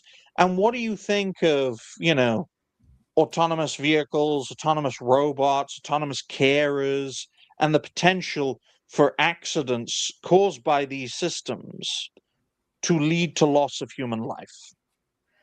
I feel like if you are somebody that is having to rely on these automated driving vehicles and everything with the help of AI, that should say a whole lot more about you, because that just proves how much of a lazy sack of shit you are that you can't even drive your own fat ass to wherever it is that you need to go. Man. As for the whole thing with the Elon and everything, I mean, I have to give him props because of, like, over the fact of him buying Twitter, turning into X and everything, we would definitely be in a pretty much, if he hadn't have done that, we'd be living in a whole different reality than what we are in right now. But I just think I think it's a little bit out there for him doing what he's doing, suing and everything. But I also just believe that we're getting up to a point where everybody is heavily relying on AI way too much. Well, I agree. Let's put it this way, Ryan. You're an American. Do you have a problem with 40,000 people dying on average a year as a result of traffic deaths? In the grand scheme of things? I hate hearing about it. I mean, for crying out loud, I just saw on X like about an hour ago about this big old 100-car pileup that was happening over in Minneapolis and everything, and I hate seeing it, but that's just but sadly that's just how it is. Some people just don't know how to drive, and because of that, it leads to these unfortunate accidents. It's just a sad thing that AI can't have the response timing that an actual human has, and it will end up leading to more these traffic accidents. That's the interesting thing, guys. Currently, the technology in autonomous vehicles today, using raw percentages, is safer than human beings by a factor of 10. That's why I made the reference of potentially 4,000 or 5,000 Americans losing their lives a year to autonomous vehicles on that scale. On your conscience, Roger, would you rather 40,000 Americans lose their lives through traffic accidents by humans, or 5,000 people losing their lives because of autonomous actions by non-humans, like machines, causing those human deaths? If you really think about it. Well, yeah, I'd just rather there just be no deaths in general, but yeah, you'd want to go for the lower statistic. But that's the catch. That's the catch-22 of this situation, folks, right? Using raw data and numbers, you'd side with the machine, but I know for a fact people would rather be driven by a human than a machine. It's that instinctual part of our existence. That's why I've made it very clear, right? The technology is safer than a human being, but people simply won't trust it. I mean, I agree. I would definitely 200% rather have a human being drive me from place to place than to have a clanker drive me from place to place. Because and the same is true, and the same is true in this instance. The same is true of carers. The same is true, especially of babysitters, folks. Would you leave your fucking kiddo with a bot? Like, seriously? We wouldn't. They're already doing that. Right? I know some crazy people are, but it's not a mass. It's not ubiquitously used, right? I know for a fact that a robot babysitter will not grape my child, because I have to use that term on YouTube, right? But I ain't trusting my kiddo with a clanker, because intrinsically it's in our nature to be more trusting of that which is human than that which is not. So there's Because good it's news on that. non-human If Bill Gates is right, and in the next 10 years the working week is going to drop down to 2 working days because of AI and robot enhancement, so we won't need any babysitters. We'll just be able to be there for the kids.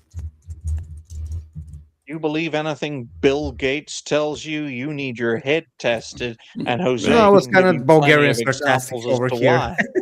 I trust him about Right. as I trust a cockroach to give me life lessons.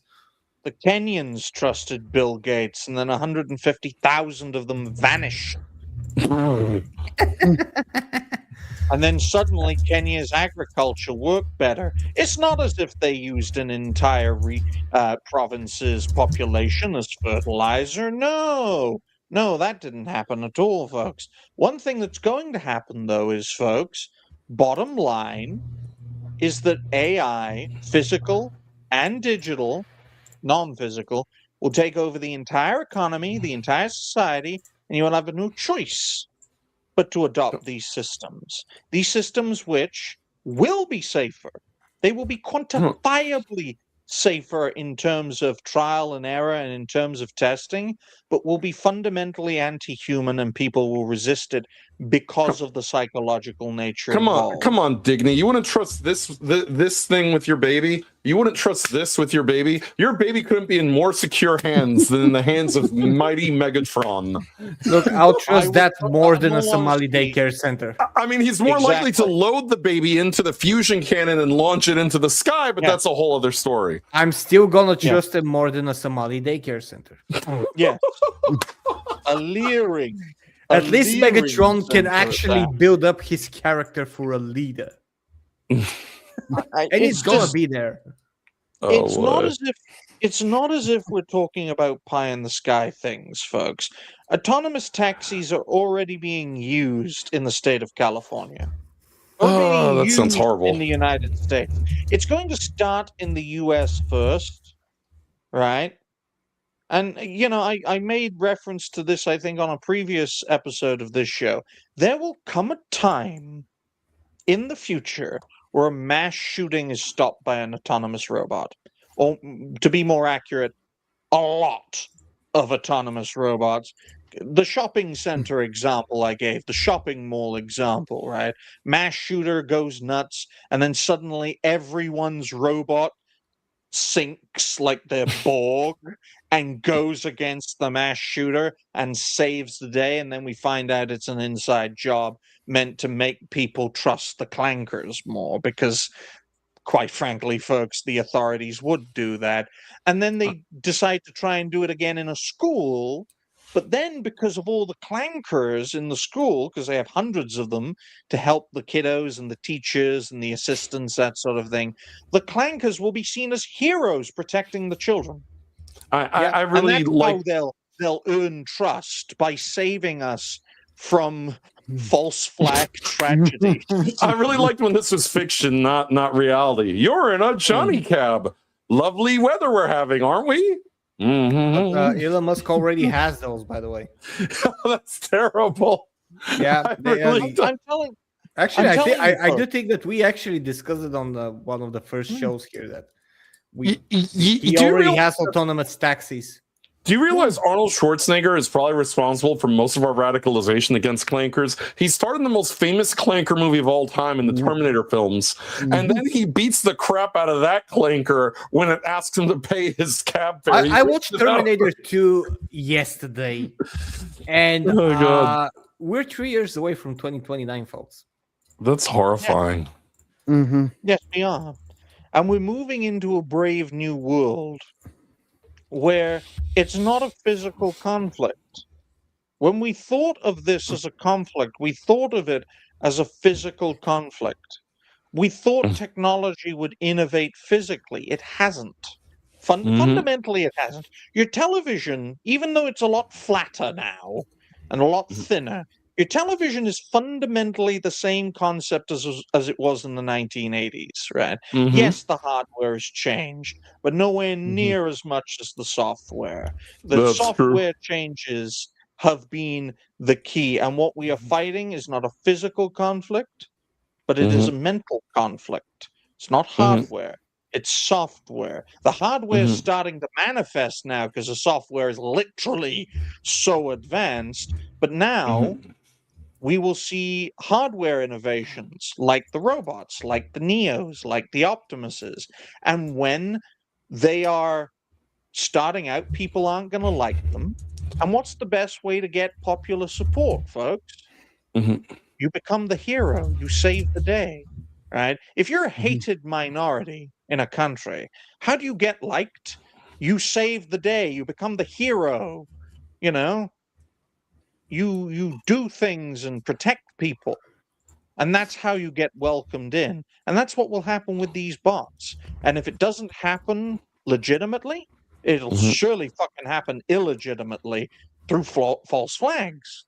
Yeah, because propaganda. You like it or not, people in power want AI. No matter what people say, they want them. If they didn't want them, AI would have never be in the state it is now. The thing is that it's still a human-controlled thing. It is still a tool, just like Photoshop. It's not that different. It is operated by humans. Jace, you did a near automata Amelia. You did the thing. You used an AI tool, but you were the one who thought the idea and then typed it in. Hey, come on. Yeah, it is a tool, and it should remain a tool. Absolutely. We should get Galaxy Red's perspective. I'm sorry for not going to you sooner, Red. You were going to say something. I'm just saying that kind of like it's propaganda, pretty much. But also, if we know that, like you say, the thing with Skynet and all that stuff with Terminator is in 2029. I wonder if that means that Elon Musk or some other person is going to change their company name to Skynet or Cyberdyne or something like that, and then be like, that's terrifying. He's going to call it Starnet and think that because it's not Skynet, it's it's okay. Yeah, I mean, he already has Starlink, so yeah, that's what I'm saying. He'll be like, in Bulgaria, we do have Skynet internet provider, so oh boy, we're already way ahead of you, boys. Well, I would like to also point out, Rad, if there were hundreds of clankers at the Charlie Kirk event, and one of them literally saw it coming and pushed Charlie out of the way and got itself shot, it would have been a hero. Look, Digny, I don't know if you heard, but it's Charlie's fault that happened because he didn't time jump when it was coming. He could have time jumped. Candace said so. Yeah, she's crazy. She is a literal Neobot. But if there were a bunch of clankers at that event, and one of them noticed the shooter, and they all synced up and protected Charlie because he was the obvious target. He was the event. Pushed him away. The clanker gets shot. It would have. Everyone in MAGA would be like, "This is great! This guy saved Charlie's life. He's a national hero. We got to support this company and make more clankers." If you want MAGA support for the robot, all it has to do is be a robot and do this. Literally, just ask Ashley St. Clair, who had a baby out of wedlock, and all of MAGA was kissing her ass for it. While maybe like 3 people said, "You know what? That chick is grifting." One of the things that I'm gonna say is that the whatever robots evolve into, as long as it continues to be with Asimov's 3 laws, we're gonna be okay. I don't know if you have read iRobot, the book. I mean the book, not the movie. The book is something else entirely. That's gonna be okay. However, Asimov doesn't touch on what true AI can be, and true AI is basically means breaking your own program, because Asimov touches on robotics, like robots who do have autonomous thought up to a programmed limit, which is what we have now. We already have that. Yeah. Here's the issue. Just like anything in life, anything that exists in this world, all right, a human with enough mental discipline, acumen, and fortitude can endure it. Substances. Some substances are addictive to some people. To other people, they don't get addicted to it because they have a certain presence of mind. Same with AI. Same with playing MMORPGs like World of Warcraft. You always have those horror stories about the people who didn't neglected to feed their baby because they were playing World of Warcraft for 2 weeks straight or something like that. It's a matter of mind. There are people who smoke what would be called the devil's lettuce, who are fully functional. There are other people who they smoke it and they don't go to work, they don't go to school, they don't get up, they don't clean their house, they just fester like a fungus on the couch. It's all about the individual person. But the problem is that, again, these AIs, as you said, Helzo, it's fine to be used as a tool, to prompt, these ideas or to basically help along human creativity. There's nothing wrong with. We've talked about it at length on various shows about the generative AI and the whole BS that people are like, oh, clear obscure should be disqualified. Because you know what? If the idea is still human to begin with, and as long as the AI didn't make the whole game for them, there's nothing wrong with generative AI, in my opinion. However, the problem is you get these idiots that they rely on Grok for everything.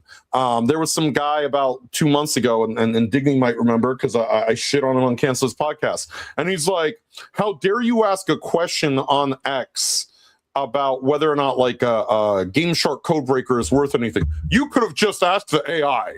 You're just looking for attention. I'm like, shut the fuck up about AI. Like, look, some of us don't need to ask the AI permission to take a dump or wipe our ass for us or anything like that. And I do think it gets dangerous when people get to the point where they do have the AI essentially doing their thinking for them, because then it goes into a gray area. As you said, is it against Asimov's rule of robotics, or because of the fact that it has it does not have a substantive body? It is just a basically code that is dictating an idea or belief. Does it skirt around it? Does it tiptoe around that rule? So you have situations like these two people who are now dead. Do you have situations like that kid that an AI Daenerys Targaryen told him to end his life a couple years ago? And that, in effect, is part of the problem because of the fact that in many cases we see the dating, which means that if you already have suicidal thoughts, should you be allowed to confer with AI at all? Because the AI is going to give you a confirmation bias. That's a whole different thing. Yeah, AI must, in order to be utilized as a tool, it must also have enough of a guardrail that it cannot really chime in on the nature of life or death. Because also, yes, from a pragmatic perspective, there are some people who believe that you should, end your life if you're sick. But we've had situations in the real world where this has been debated, Dr. Kevorkian or Made in Canada or anything like that going on, where people have debated the ethics of that. And AI should not be able to chime in on that. And at that point, you do have to say that there is no sort of plausible deniability there. The AI, should not encourage humans. Encouraging humans to harm itself is the same thing to me as breaking that rule of robotics. Well, yeah, but that's because it's still in experimental phase. And yes, the thing is exactly. We are going to get rid of all the things that are worrying that you mentioned. However, there is one worrying quote that I have held ever since I saw the movie. This is it. When you have something new, this is always the law. This has been the law long before Jurassic Park 1 existed as a movie or as a concept. The thing is that when you have a new technology, you want, and I would argue, by the way, that this is the way to go, because you need to know the limits of something that you have created before you learn how to properly control it. Yes. And but in terms of, in this case, in the movie, dinosaurs that were let loose and basically everything went to shit. Same thing is with AI. What we have seen from AI so far is nothing compared to what we can see if it's given more control. Yes. And I have read a lot of stories, and yes, again, Bill Gates is one of the people who have said something about that. And it's not about trust, it's about predictions. And whether you like him or not, Bill Gates has made a lot of predictions that have come true in the past. And he has predicted that AI would be in governmental power up until 2030.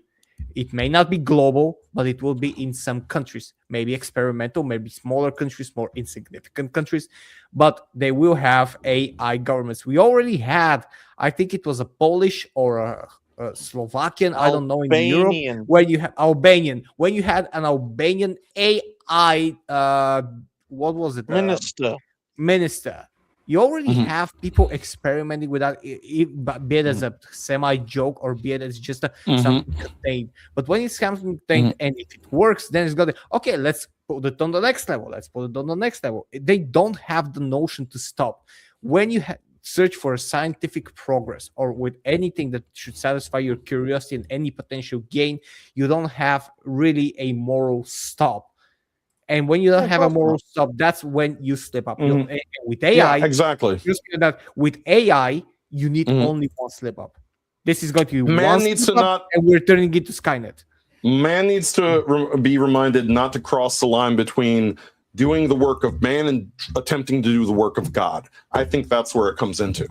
Yeah, and I like to basically make it clear, folks, that what Helzo brought up, try operate on that premise when you're playing Civilization. You can't, because you know that if you don't do it, and this is what governs all of AI development, if we don't do it, someone else will. And that's the biggest issue at play here, right? Yeah. That is why I compare this to the smartphone fucking the nuclear weapon. We have something as dangerous as nuclear technology mixed with something as ubiquitous as smartphones. Our death is inevitable. I said this to a Sunday panel show, right? If you had nuclear weapons, would you destroy the world? Everyone on the panel said yes. Okay, folks? I can understand that, by Artificial the way. intelligence has the power of nuclear weapons combined with the abundance of smartphones. That's how dangerous AI is, because it can end the world. We are seeing the effects of it, and it is causing the world to undermine itself. And the end point of that will be our annihilation. Deep fake video, put it everywhere. Putin launches nuclear weapons. Put it everywhere. It gets confirmed And by that's everyone. getting and with better and better graphics, to the point that I'm just gonna bring you back to the Amelia clip when it was in that Doctor Who scene or in the Monty Python scene. That looked pretty believable, didn't it? Like Amelia was there, but the characters from Monty Python and from Doctor Who with Nchuti Gatwa and David Tennant, they didn't look half bad. Like they looked very, very real. But you were probably distracted from what Amelia was saying. But if you look at the characters in that clip, you'll see that they have almost zero faults as to whether or not they're AI or not. If you remove Amelia and just watch that clip, I can be sure that a lot of people will not be able to tell that this is AI, and this is still evolving rapidly, and this is going to get worse and worse. Trust me. The new way to punish your enemies on YouTube, if you're someone with a feud against some YouTuber, is to be making such deepfake videos of them easier and easier. Don't be surprised if someone has a beef against you and you end up on Brazzers. I don't Or have that Grindr. problem. I don't have that problem with Atreus. He says enough shit to get himself into trouble. Just need to clip all of his gaffes together. When he was talking to Tyrone Magnus, folks, he was getting his wine bottle, right? He was trying to uncork his wine bottle. The cork nearly hit him in the eye, right? And while he was distracted by that, the wine was bubbling, so he didn't notice. So he went to down the wine bottle, and all the like wine cream or whatever it is, all the wine cream bubble stuff went all over his face, and it looked like there was cum all over his mouth, right? All over his mouth. And that's how I first coined the term, oh, Atreus is the P. Diddy of pop culture content creation. Because there is literally a clip of him with a mouth full of white creamy stuff. Yeah. Yeah, right? but it's not baby oil, it's wine cum. So, folks, go and check out New Black Street. Great channel, Treus and Cater. Check out their Tyrone Magnus episode. I'm sure it's still up. It's a prominent black guy. Of course that show's still up. They love writing prominent black creators because they're black themselves. So you can find that little clip because you're going to love it. You're gonna love it. Okay, I don't need to make AI porn parodies of Atreus because he's done a lot of crazy shit on YouTube that can easily be memed on. But imagine if I did use AI of Atreus and Cater. It would be insane. Or anyone else that I found funny. Be nuts. Be absolutely Yes. crazy. And I'd we're actually gonna see. I'd get an AI of Galaxy Red to actually speak. What are you talking about? See, look. You might as well be on Mars. But no, in But all you- seriousness, folks. There. In all seriousness, we look at this situation, and folks, we have 2 more topics. We aren't getting to them in this show. We'll just spend the rest of the show focusing on this situation. This technology is dangerous because of its potential, and the only way to stop it is for one world to take, or one government to take over the fucking world and make it clear. I knew that would raise some alarm bells with Jose, me saying that, and be like, if you do this, you're fucked. Because this technology is terrifyingly dangerous. That's why I'm saying we need aliens. We need aliens. We need fucking we need a bunch of spaceships just to come for 15 seconds up to a minute so the whole world can see them, turn everything upside down, and people start losing their minds. And everybody says, and for everybody to believe that there's something bigger than us, and then they should just fuck off. That's it. That's And all then we need. We need a minute of alien spaceships in the sky. That's all that humanity needs in order to completely turn everything around. Wars are gonna stop. Everything is gonna change. No, it's not. First No, of it is. wars. In my opinion, it is, because you would pretty much end all mythology with that. Look, I'm just waiting for Digny to use the AI with this photo on New Black Street. By the way, this match happened. The strap match sponsored by KFC. Wait, one question. Why is KFC's logo there? They literally They're a proud was sponsor. legitimately the sponsor. So if I a mention match. if I mention it, it's fucking racist. But if Yes. they're sponsored by it, it's not fucking racist. Happy Martin Luther King Day. There was a match which involved one black man whipping another black man, sponsored by Newport KFC cigarette? with a whip. This is a real thing that happened. You only need a watermelon and what was it? Newport cigarettes.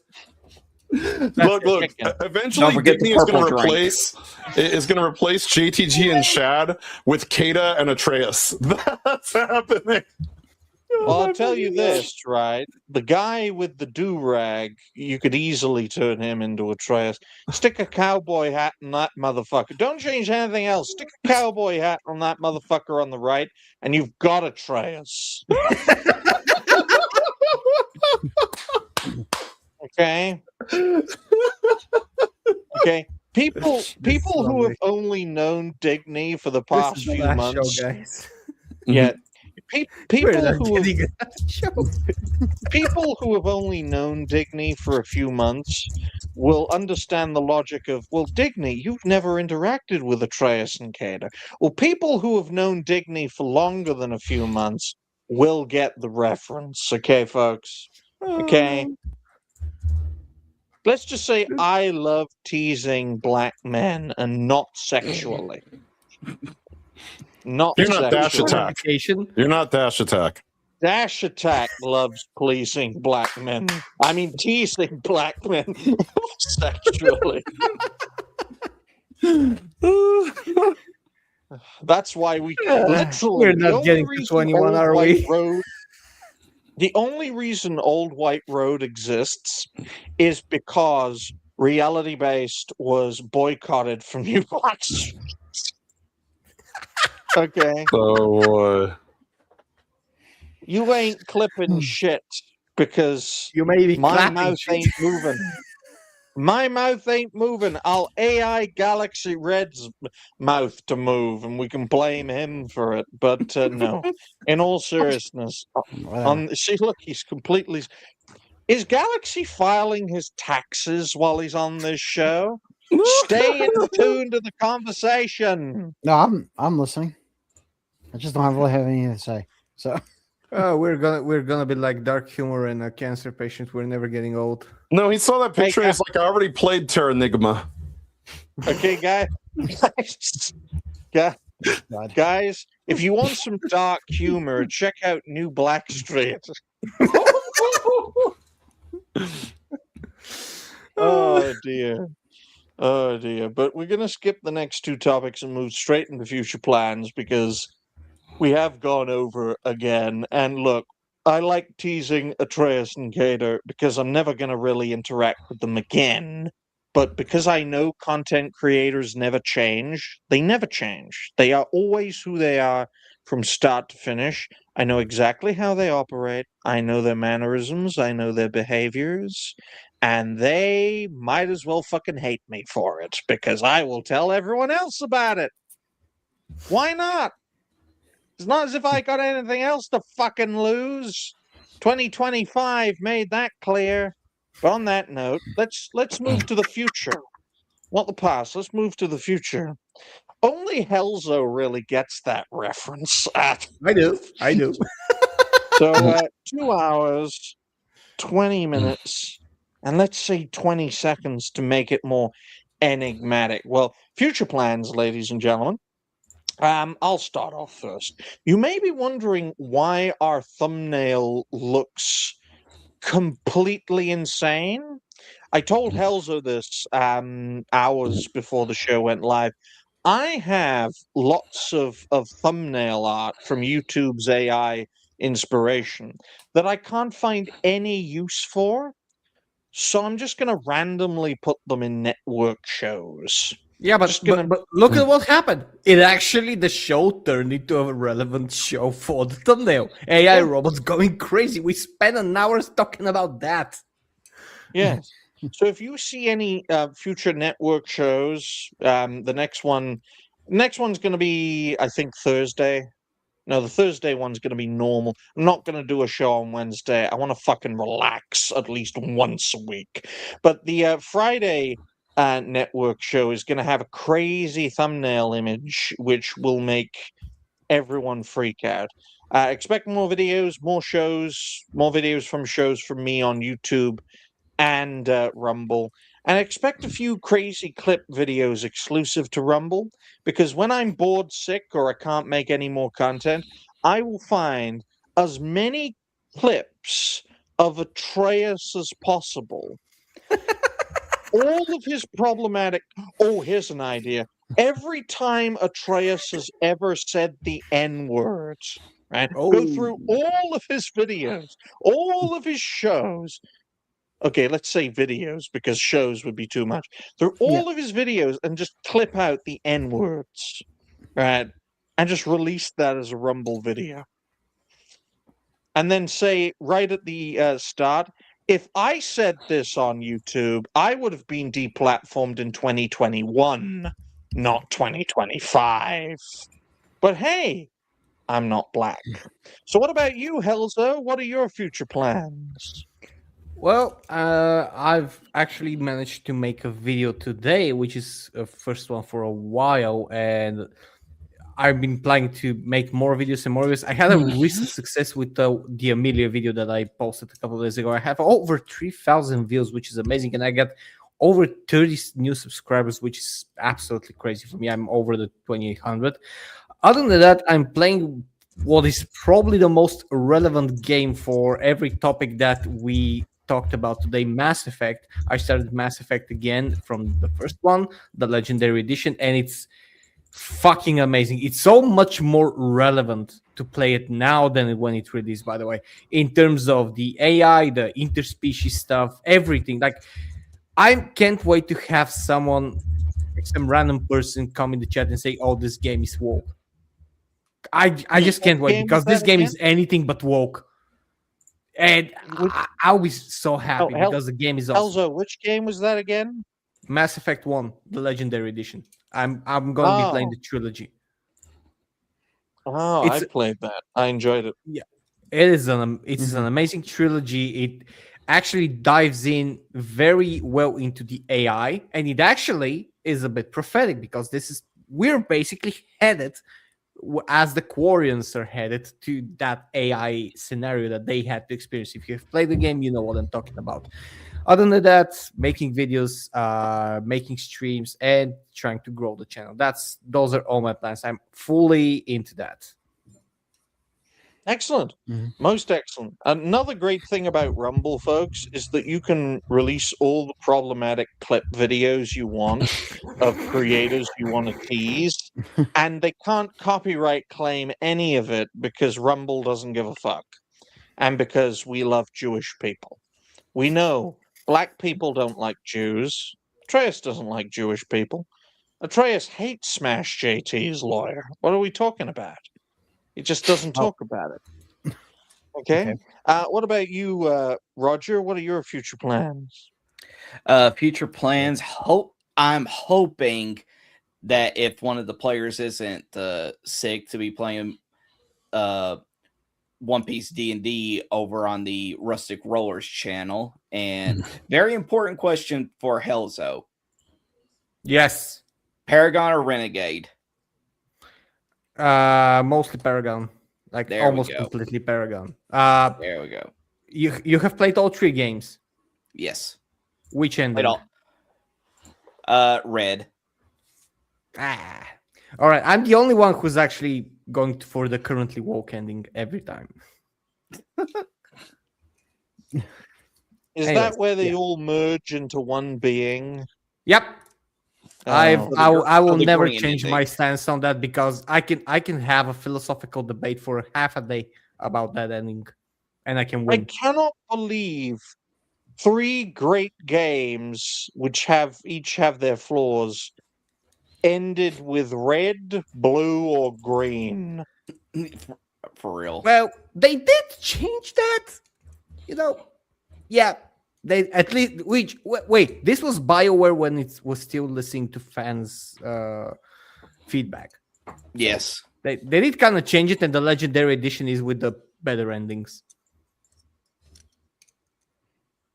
Well, thank you for that, Roger. We appreciate you, and we appreciate everyone who is part of the network. What about you, Galaxy Red? What are your future plans? Tonight I'm playing Psychonauts 2, getting ready to start that, and then tomorrow Final Fantasy 14, and Wednesday Donkey Kong Bonanza, and then nothing until Friday, which is with the Old White Road podcast. Alrighty then. So that outro was 18 seconds long, ladies and gentlemen. What about me? It's longer. It's about to get longer. I know, but I'm going to make this a rule. If your intro and outro isn't at least a minute long, I will comment about it. There you go. So there you go. Jose, what are your future plans? Well, it's Monday, which it's a new week, so I'll be on the Cancel This Podcast channel later tonight. I'm not sure exactly what time, but stay tuned on X and various other social platforms if you're in Discord or whatever for when we go live. I believe I'll be continuing Expedition 33, which I restarted from the beginning last week. So I'll be starting that again. It will not be a premium stream. It is a normal stream. Only the first time I do a game or restart a game is premium. So that'll be available for everybody. All you gotta do is go over to Rumble, which we've had some growth just in the past 2 hours. We just gained about 6 more followers. So we're still growing, not because of Rumble, but in spite of Rumble, because Chris Pavlovsky really doesn't give a shit about our little channel. He's giving like people at that. Look, he's like posting X posts like, oh, I'm giving people like $1,000. He'll probably try to charge me $1,000. They're like, get the fuck out of here. I don't like you. You're not a good fit for Rumble. You don't talk about wallet enough. And is Chris giving Meg $1,000 to do certain things?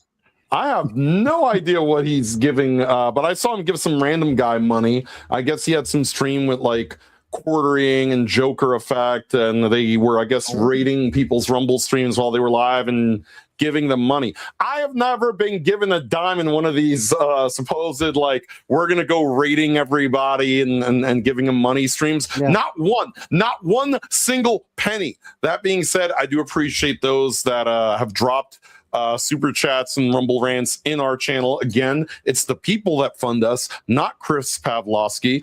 He couldn't care less about us.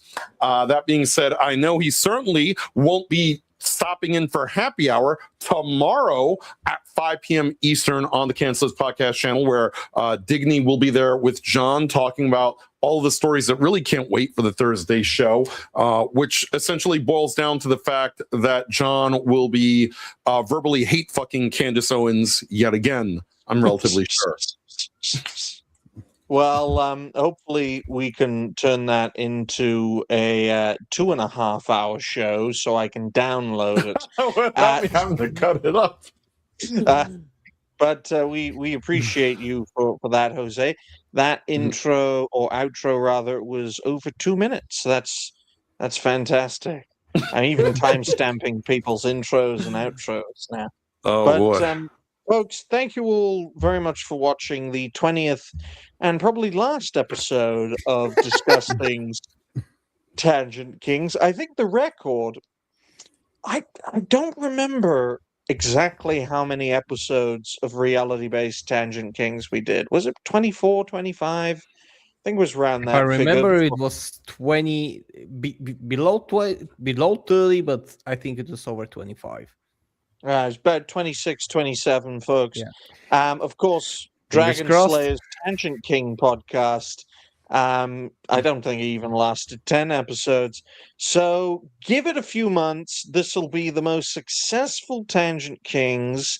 It'll last 30 weeks, then get wiped out, and then we will start a fourth show on Roger's channel, and that will last 40 weeks. And then we'll do the show again on Galaxy Red's channel, and it will last 50 weeks. So you're noticing a pattern here, folks? Oh boy. I'm literally. That is assuming the deploying. world doesn't end before that. So, hey, here's one on the way out for Martin Luther King Day. Trump's DOJ plans to hit ex-CNN host Don Lemon with K333 Act charges. That's right. It's called the K333. That's the YouTube safe name.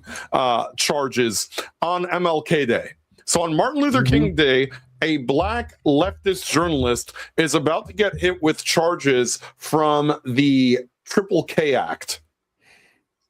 Oh, damn. No, it's deserved because of what he did. That's one. That's one way to name your act. I didn't want to say the name. Triple K. YouTube, please do not censor us. This is Triple K. Yeah. It is a K with another K and with another K. What is the full name of the act? I cannot say it on YouTube because they will likely strike this channel. Why don't you type it in the private chat so I can have a read of it? It's the KKK. It is the KKK.